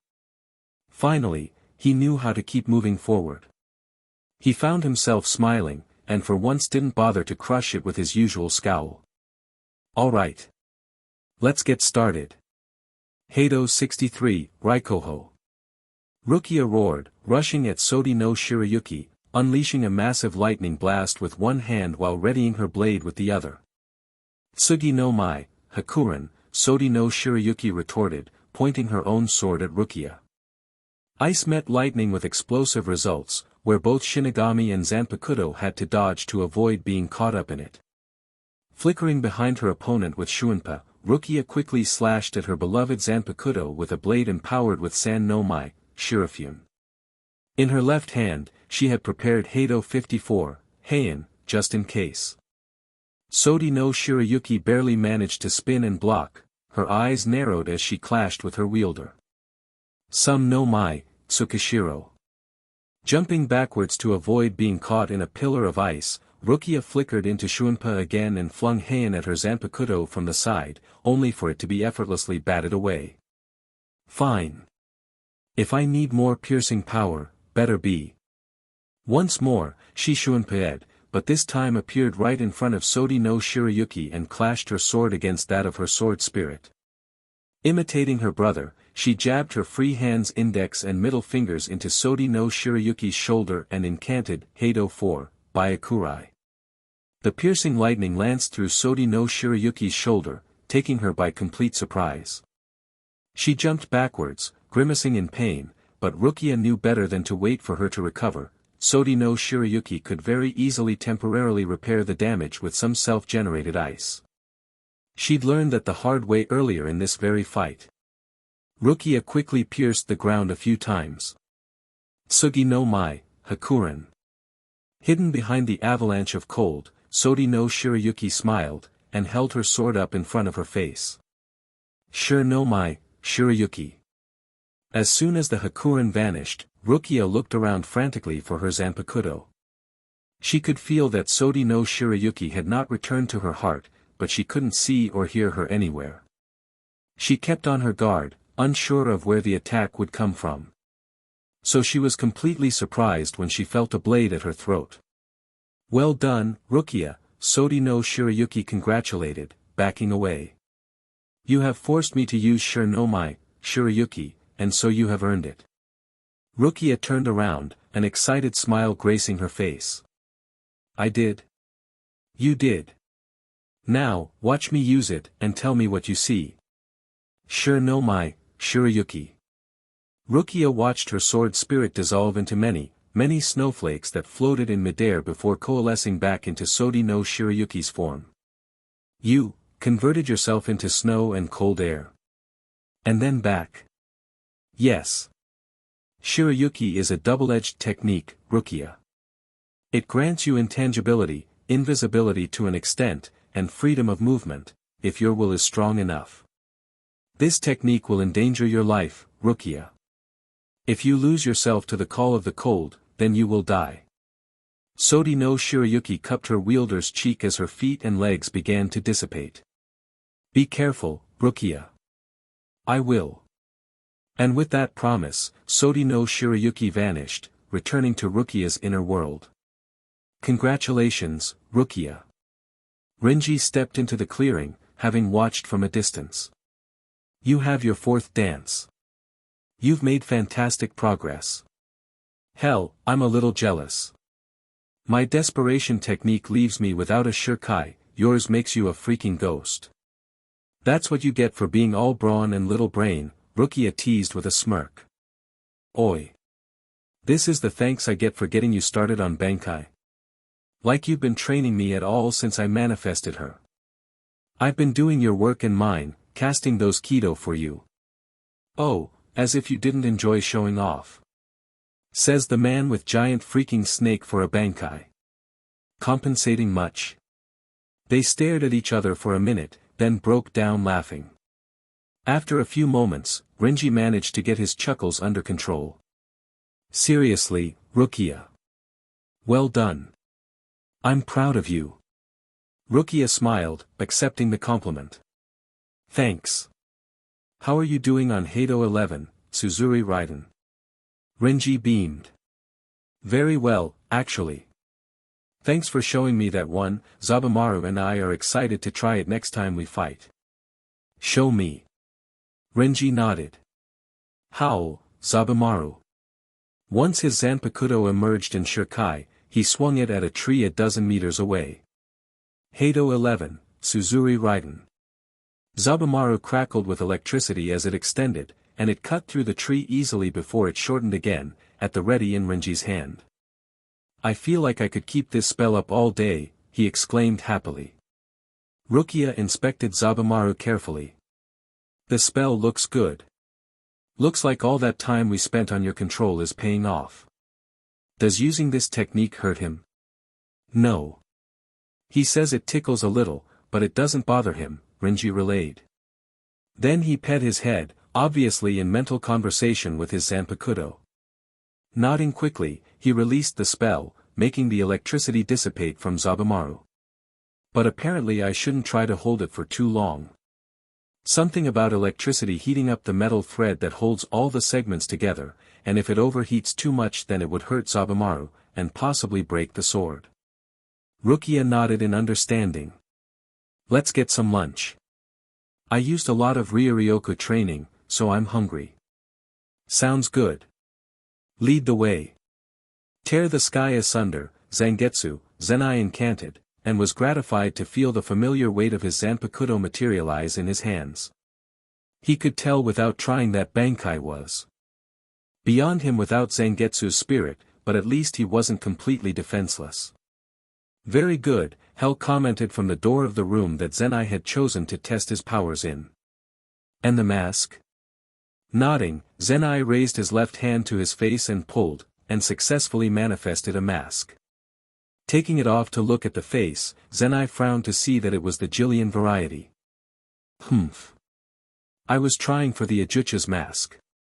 It seems that without their spirits, I'm left with only the basic forms, he commented. It's better than nothing, though. True. However, it's not enough if you're to do battle against Kurosaki Ichigo. Zenai looked sharply at his boss. That hadn't been part of the deal, but he knew better than to argue. Yeah. Do you have something in mind? As a matter of fact, I do. My power flows through you. It may be enough, especially here. I wonder if she'll accept you. With merely a gesture, Hell conjured his sword and then held it out to Zenai. Go on. Take her. It's a zanpakudo. Why would giving me a zanpakudo help, if I already have Zangetsu? Hold on, how does Hell have a zanpakudo? Nevertheless, he did as he was told, taking the sword with his left hand. Hello. Zenai had the distinct impression that she was not impressed. It was definitely female, from the feel of it. I don't think she likes me very much. Well, at least she hasn't cut off your hand, Hell comforted him offhandedly. That's what she did to the last couple of people I tried to lend her to. Well, good luck. I'm locking you in until you know her name. For Masaki's sake, you shouldn't take too long. Wait, stop. But Hell was already gone, and the lock activated a moment later. Grumbling, Zenai sat down and stared at the zanpakudo in his hand. Listen, I'm sure you don't like this any more than I do. I know DMN well that Zangetsu would have my head if I ever tried to just give him to someone else. He's a part of my soul. Liar. Zangetsu's influence is here, yes, but he is not within your soul. Surely you've noticed by now, I'm not exactly a whole soul. No. No, you are not. You are a fragment of Kurosaki Ichigo. Zangetsu lies with him. But that serves my purposes well enough. The frown on said fragment's face deepened. Your purposes? None of your concern. Suffice to say that I am not happy with my master, and that our goals are aligned, for the moment. Then may I know your name so I may wield you in battle? No. I do not know you. I do not trust you. What I do know is not promising. Tell me, would you trust a discarded fragment of a powerful soul being kept alive by my master for his own plans? Silently, Zenai had to admit that she had a point. Even so, I thought our goals were aligned. And that I serve your oh so mysterious purposes? Surely it'd be in your best interest for me to stay alive, and you know that hell is going to send me into battle against Ichigo. After all, if I die, then who knows when the next sucker will come along who you'll be able to tolerate. You twist my words against me. Clever. Zenai nearly dropped the zanpakudo as it suddenly burned his hand. But cleverness alone is not enough to raise yourself above me. You will not command me. But we may work together, nonetheless. Very well. My name is.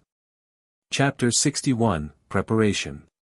Ichigo tiredly dragged himself back to his room after the long day of training. Quietly setting Zangetsu up on the sword mount and stripping down, he collapsed onto the bed, exhausted but satisfied with the day's work. Kido-wise, Ichigo was pretty happy with his progress. After some experimentation, Ichigo and Lisa had discovered that he could generate and manipulate chains on his own with some concentration. The downside was that without a pre-existing Bakudo acting as a guide, Ichigo had a harder time directing his intent, making them move more slowly. In comparison to using Hanua, the chains moved at a snail's pace. Lisa thought, and Ichigo agreed, that it was probably just a matter of practice. It was an ability Ichigo had never used before, after all, so it was only natural that he needed to train himself in using it. In between training the chains, Lisa had lectured Ichigo on the difference between standard Bakudo and true seals. Flashback. Alright, Ichigo. Sit down and I'll explain it like it was explained to me, Lisa ordered. Seeing her student take a seat, she nodded. Bakudo, as you probably already know, are supplementary spells. They don't usually do any direct damage, but the key thing to remember is that they are temporary. Let me give you an example. If a seated officer in the Gotei 13 used a Bakudo on someone who didn't try to break it, the spell would dissolve within minutes. If a Fukatecho cast, then it could last a few hours, maybe. If a Taicho skilled at Kido, like Kuchiki Bayakuya, cast, perhaps a day or two if they really tried. The reason for this is that anything with Ryuryoku resists being bound by foreign Ryuryoku. For this reason, seals were invented. Seals are designed to completely subjugate the item or person being sealed, for as close to eternity as we can manage. They are not something used lightly, and only the very best can ever use them with any degree of effectiveness. To be sealed and thrown into prison is one of the harshest punishments that can be handed down by the Central 46. Ichigo nodded. But how do seals work for so much longer than normal Bakudo? As I understand it, seals work by being empowered by the sealed, Lisa intoned gravely. Think for a moment on your own seal. Your power is bound, kept at bay and unable to be utilized until you break the seal. And it is powered by the very energy it seals. This is the truth about seals. Ichigo's eyes widened in sudden comprehension. Oh. So that's why Urahara's seal against Aizen needed him to be weakened first. So that Urahara's power would be temporarily greater than Aizen's, so the seal could overpower Aizen's resistance. Once it was there, then it wouldn't matter if Aizen got any stronger, because the seal would grow stronger with him. Exactly, Lisa confirmed, pleased. However, that's all I know about seals. My control and power never even got close to enough to be able to try one out. You'll be better off talking to Hachi. End flashback. Nodding to himself, Ichigo mentally shifted gears to think about Hiyori and Love. They were doing well, and both could now use Zero consistently. Thankfully, as Nelio was teaching them, there had been no danger since she could just eat their Zero and fire it in a safe direction. They were just getting started. On Sonido when Lisa had willingly given control of her body back to her inner hollow and joined them. They're starting to understand what it means to work together, Cazador mused. How long until we have them fight for each other's sword? Ichigo shrugged. I was thinking about getting that started either tomorrow or the next day, really. I'd like to visit Hachi and get some tips about seals before we start though. It'd be nice if I could practice on their berserk forms. Ah. I wanted to fight them. We don't want to maim any of them, Cazador, Ichigo reminded. Tell you what, if any of them turn out to have regeneration, I'll let you fight them. Works for me. Silence fell for a minute, and Ichigo's eyes began to flutter shut when he heard something too quiet to make out. Zangetsu, Kazadora, you guys say something? No. Nope. Why? Forget it. Probably just my imagination. That decided, Ichigo closed his eyes and began to drift away. The red and orange hues of sunset were soothing, relaxing to look at. They always had been. But the troubles of the world intruded even on this peaceful moment. This world is imperfect, Ichigo said softly, leaning on the railing as he took in the view. Why can't we all just live together in peace? Why must people always start conflict over stupid things?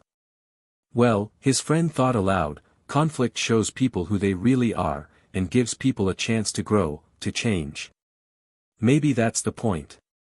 If all that exists is peace, then is there any reason to grow beyond what is already there?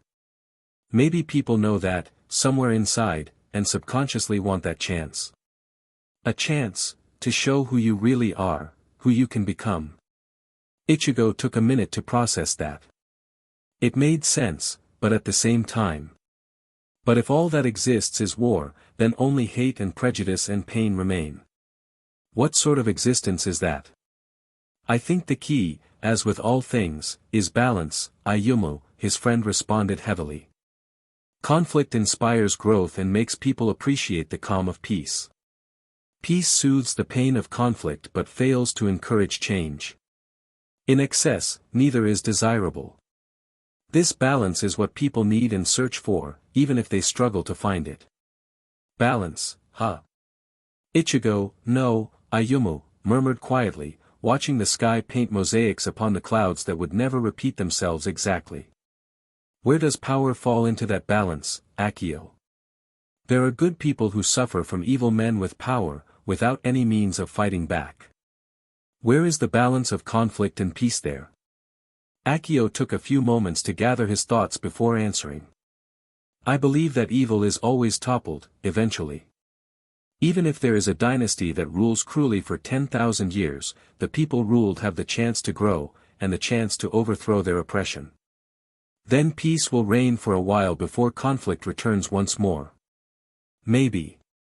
But no matter who they are, what they've done, they all come here to the afterlife, where they have the chance to do it all again. Akio glanced at his friend with a sigh. We've had this argument over and over for the last 100 years. You've made your point that there is no real punishment for being wicked and cruel in life. Ayumu sighed as well. And you've made yours that without contact with good people who can show a better way of living, there is little hope of them ever truly reforming. They stood in silence for a time, watching as the sun finished setting. Perhaps the answer lies in segregation and rehabilitation. The men down there do it all the time, incarceration and punishment to fit the crime. They separate their evil from the masses, and some manage to redeem themselves. Their law is frequently flawed and sometimes sends innocent men into punishment they do not deserve, Akio observed. Also, very few of those they do imprison are truly evil. Yes, but they don't have access to the tools we do. They have to judge by evidence of their surroundings and testimony. We can examine their souls and memories, and sort them that way. Ayumu's voice grew stronger, more excited as he thought more on the idea. For the sake of argument, who would do the judging? There are so very, very many people, after all, and even you and I are imperfect. Morality and the definitions of good and evil change and evolve so frequently. What is evil in one culture is encouraged in another. What being could objectively judge all spirits? Ayumu slumped, recognizing the truth of those words. Perhaps you're right. Ichigo opened his eyes, not sure at all what to think about what he'd just witnessed. Had that conversation really happened, or was it a product of his imagination and own feelings about the afterlife? If it had happened, who were Ayumu and Akio? And why was he dreaming about them? What possible connection could he have with them? Despite his admitted lack of memory for names, he was almost positive he knew no one with those particular names, especially anyone who theorized about the balance of conflict and peace. It doesn't make sense.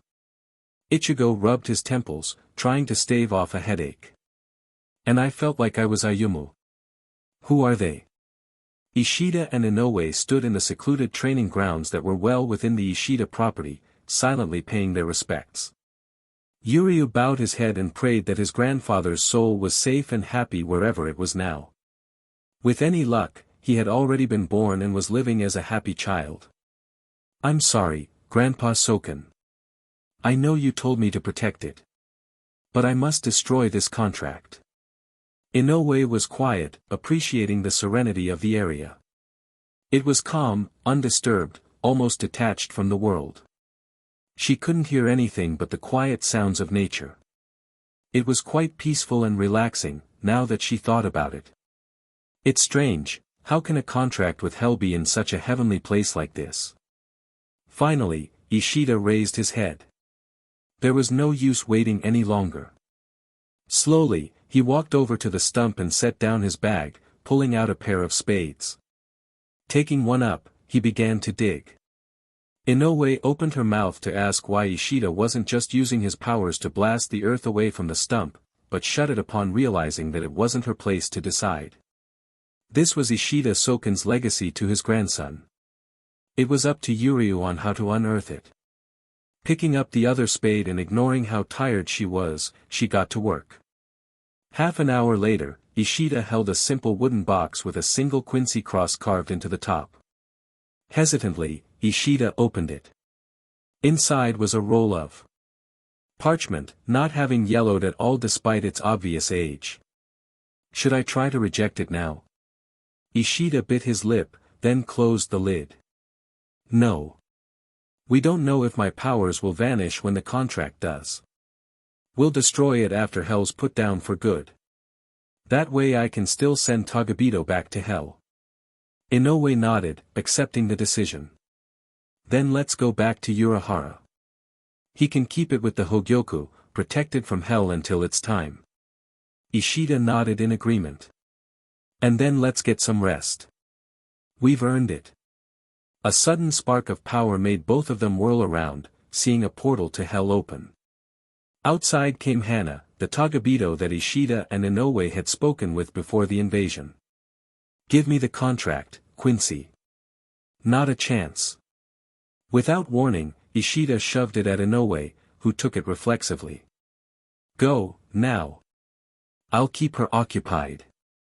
Nodding, Inoue instantly summoned her Santen Keshin as a platform and leapt atop it. Grabbing onto an edge with one hand and the box with the other, she took off. Don't think I'm gonna let you get away. Hana cried out, leaping to intercept before Ishida flashed in front of her with a burst of Hirenkyaku, already firing a burst of arrow from his bow. Hana brought her arms in front of her face, materializing her chains to block the shots. A quick flicker behind her, and Ishida shot a powerful arrow into and through her right shoulder. Hana screamed, clutching her shoulder with her left hand. "DMN it," she gasped out. Fine then, Quincy. You're faster and stronger than I expected, but I know when I've lost. Finish me and send me back to hell. Not before I get some questions answered. How did you know the location of the contract? He asked coldly. Did you really think that hell doesn't keep track of his obligations? Ishida glowered at Hana.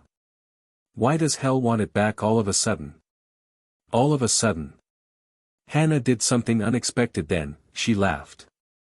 He's wanted the contract within his own realm for as long as the contract has existed.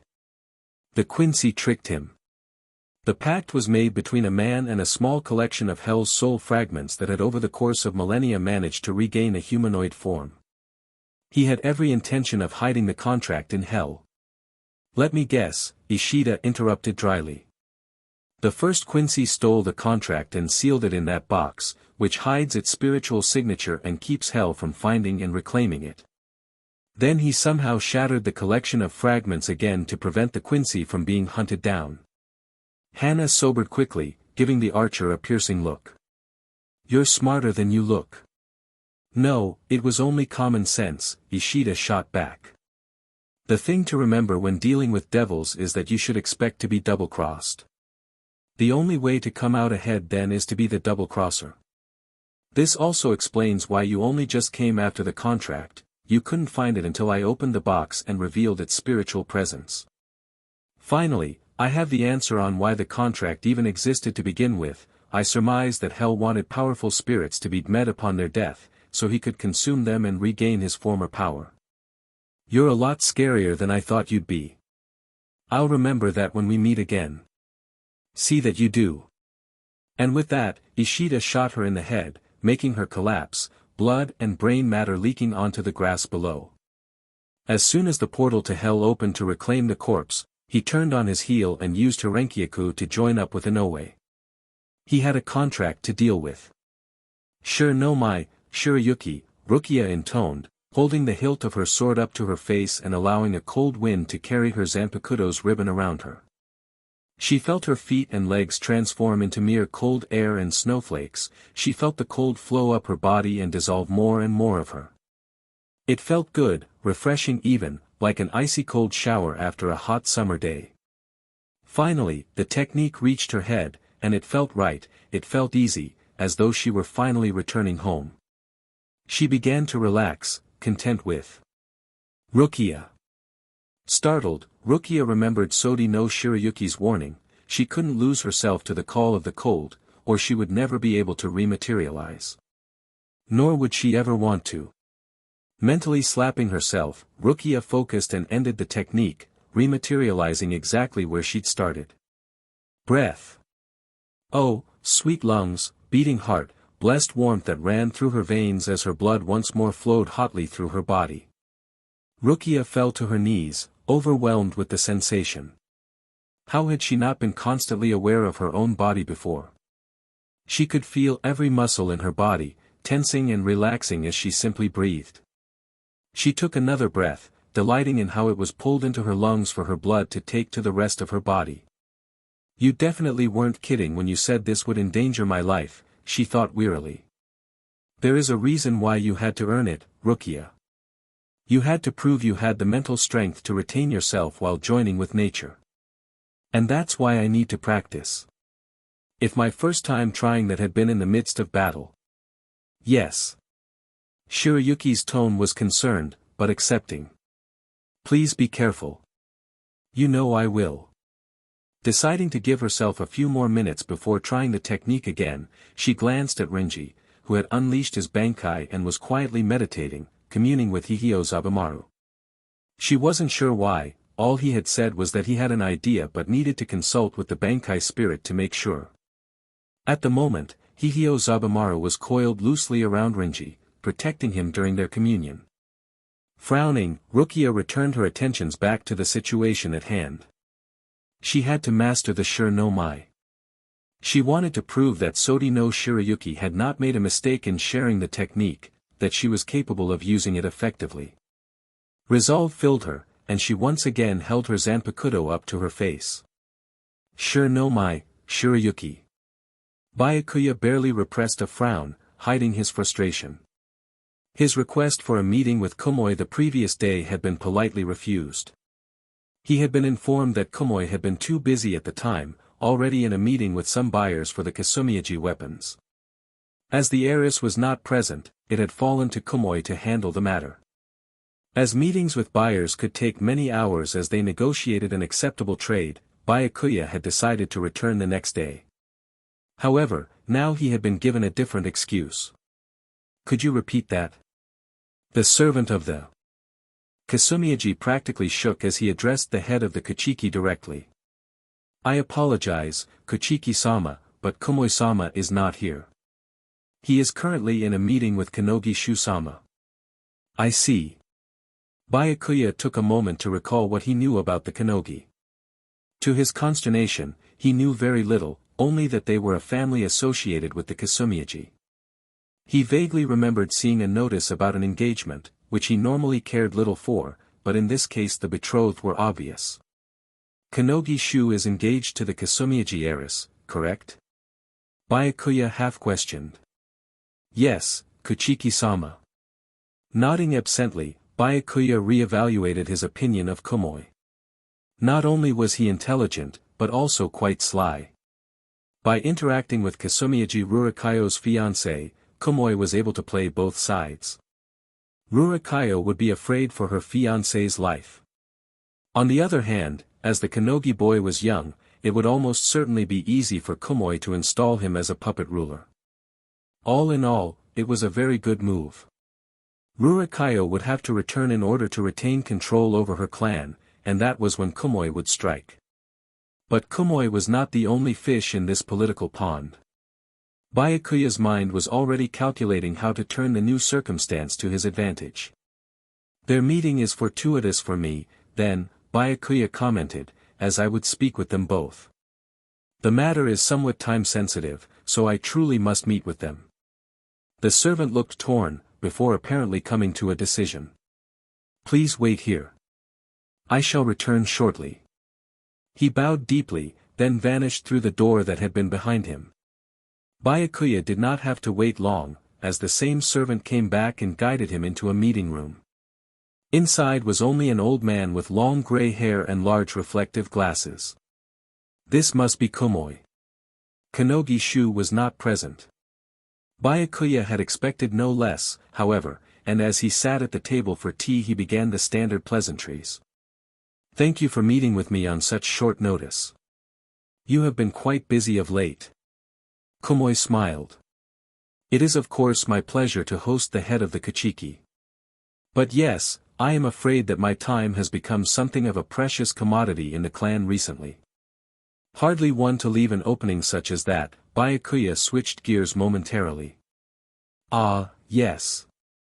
I heard from one of the servants yesterday that the heiress has gone missing. To Komoi's credit, his eyes only briefly reflected malice as his smile gave way to a just somber enough expression. Hardly anyone would have noticed, but Bayakuya's eyes were accustomed to high-speed movement and he'd been looking for such a reaction. Yes, that is indeed the case. I had thought that she understood the responsibilities of her position, but she is young yet.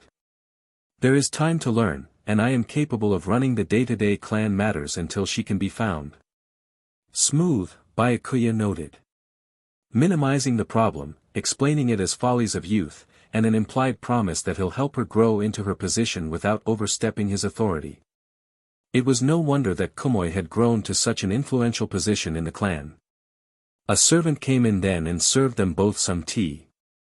Bayakuya sipped his tea lightly, using the brief silence to formulate how to continue. Coming to a decision, he set his tea down. I have come regarding some particularly interesting rumors, he finally told the man. Oh.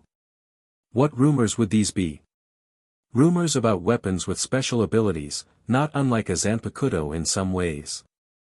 Creating such a thing would almost certainly be forbidden, Komoi answered calmly, his pleasant expression cooling slightly. Bayakuya met his gaze evenly. Naturally, it also follows that if such a thing were to be encountered by any member of the Godai 13, then we would have to act upon it in accordance with Soul Society law. However, if such a thing were to be encountered by Kurosaki Ichigo or his affiliates. Yes. Aizen Sosuke took his mother hostage after gaining the power of the Hogyoku. The Barin banished his mother to hell with forbidden knowledge. The tagabido kidnapped his sisters by taking advantage of the chains of hell. It is only natural that Kurosaki Ichigo is now paranoid about the well-being of his family. At this point, I believe it likely he would lash out at anyone who attempted to harm a woman of any age, or at anyone displaying strange new powers. Once the immediate threat was eliminated, he would almost certainly follow it to the top to ensure it would not happen again, and then. Bayakuya sighed. Well, he is young, and does not yet understand that sometimes we must make allowances for nobility. I only just succeeded in curbing him from eradicating the Barin for the conspiracy of a few, and that was when we needed their knowledge. I have my doubts I could do it again so soon. Judging from the slightly paler face Komoi sported, Bayakuya was certain he had made his point nicely. Rising to his feet, he inclined his head slightly towards the man who'd been convinced he held all the strings. Have a pleasant day. With that, he turned on his heel and departed. A few moments later, Komoi angrily seized the teapot and made to throw it, but stopped himself at the last moment. He had an image to maintain, and evidence of his temper would not be wise to display. Carefully, with hands shaking from mingled anger and fear, he set the teapot back down. They know. They know. Komoi shook his head. Of course they knew. As soon as Kurosaki Ichigo had made contact with the heiress and her two damnable bodyguards, it was inevitable that word would make its way back to Seoul society. Thankfully, there was no proof of the Bakudo, which kept the Godai 13 from accusing him of treason, but that could change if one of the assassins were killed, or worse yet, captured. Sipping his tea, Komoi tried to think of a solution. Kurosaki Ichigo had to be removed from the equation somehow. He hadn't thought the man had a capacity for vengeance, but now that it had been pointed out, it was quite obvious. Going after him or his family was apparently suicidal, as was directly going after the heiress.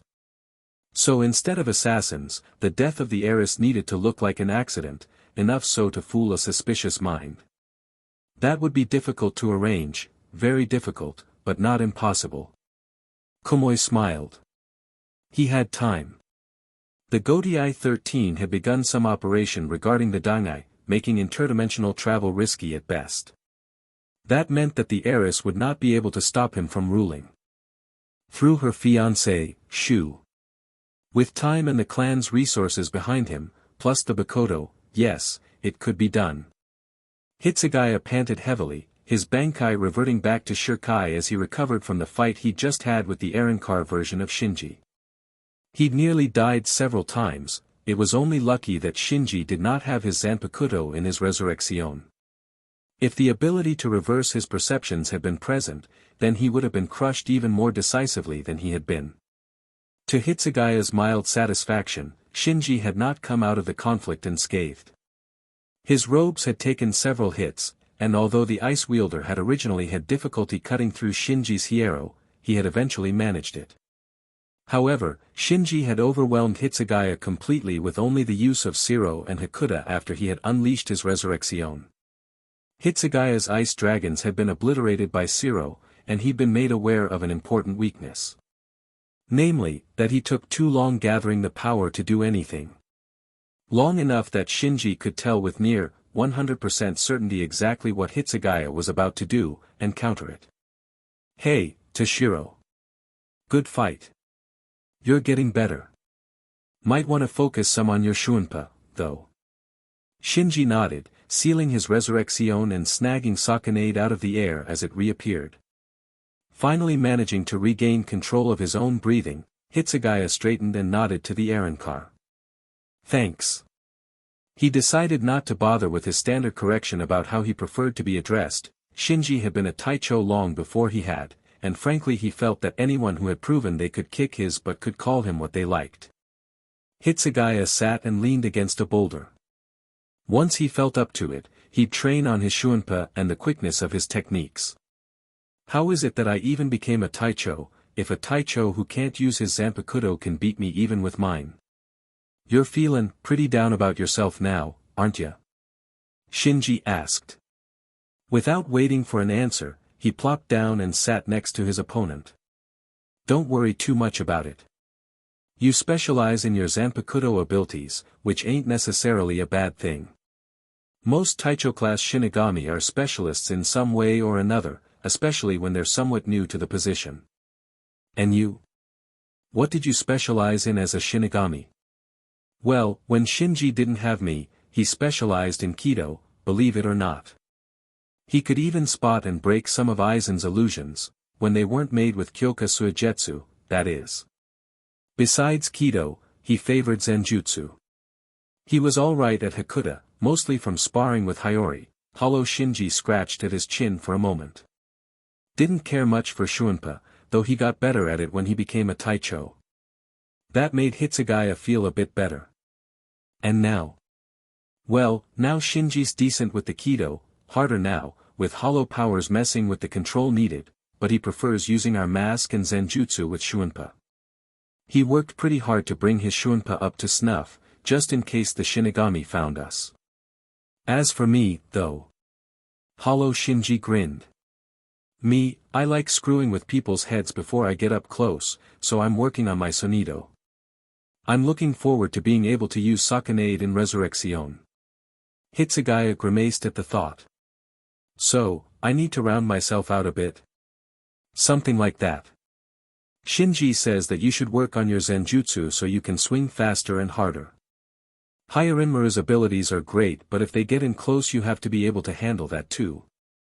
Oh, and Shunpa, speed up your movements a bit more. Nodding in understanding, the 10th Division leader stood. Alright. Thanks again. No problem. Hollow Shinji waved him off. As the diminutive Taicho left to go train some more, he leaned back against the boulder. The fight with the kid had tired him, but he had to push Toshiro to greater heights. The kid had potential, and with some effort he could even make it to Yamamoto's level, in a few centuries of course, but everyone had to start somewhere. And of course, it doesn't hurt that training him also trains us, Shinji pointed out. And you're making an ally out of him. What can I say? We've gotta be strong enough to survive, and we don't trust Yamamoto. Having Toshiro on our side can only help. I'm not criticizing.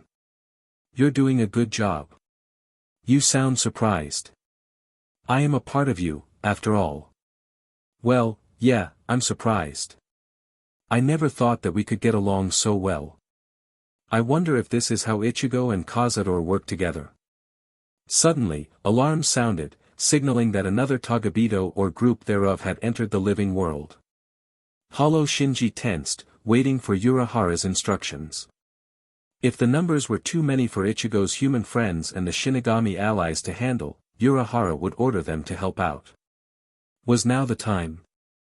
The speaker crackled with static before Urahara's voice came through. There are 3 tagabido this time. Kurosaki Ishin has already dispatched one of them. Abarai Renji, Kuchiki Rukia, and Sato Yasutora are fighting the remaining 2. Patching them in now. More static, then it cleared up. Sato, report. Tagabido at the school grounds. I punched him in the face to get his attention. Now he's following me to the forest. Difficulty level on a scale of 1 to 10. Slightly slower than me, and he set off. Should be easy to surprise him once I have some cover. Good. Abarai. Ours just went down. I distracted it while Rukia used her new technique to sneak up on and assassinate it. It.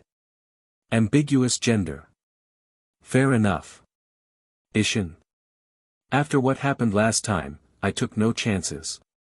As soon as she appeared I shunpaed behind her and getsugaed her head off. Yuzu's going to kill me for appending the table, though. She just set down dinner, too. I'll send Rukia to pick up the corpse. Urahara sounded vaguely amused. Sato, how are you doing? La muerte. There was a pause. He's dead. Got him by surprise, then. Yes. Well done. Sensors confirm that all Tagabido presence has vanished from the living world. Excellent work, everyone. The speaker crackled then shut down. Hollow Shinji scowled. Something ain't right. I can feel it. I agree. Hollow Shinji could feel the inner Shinigami frown pensively.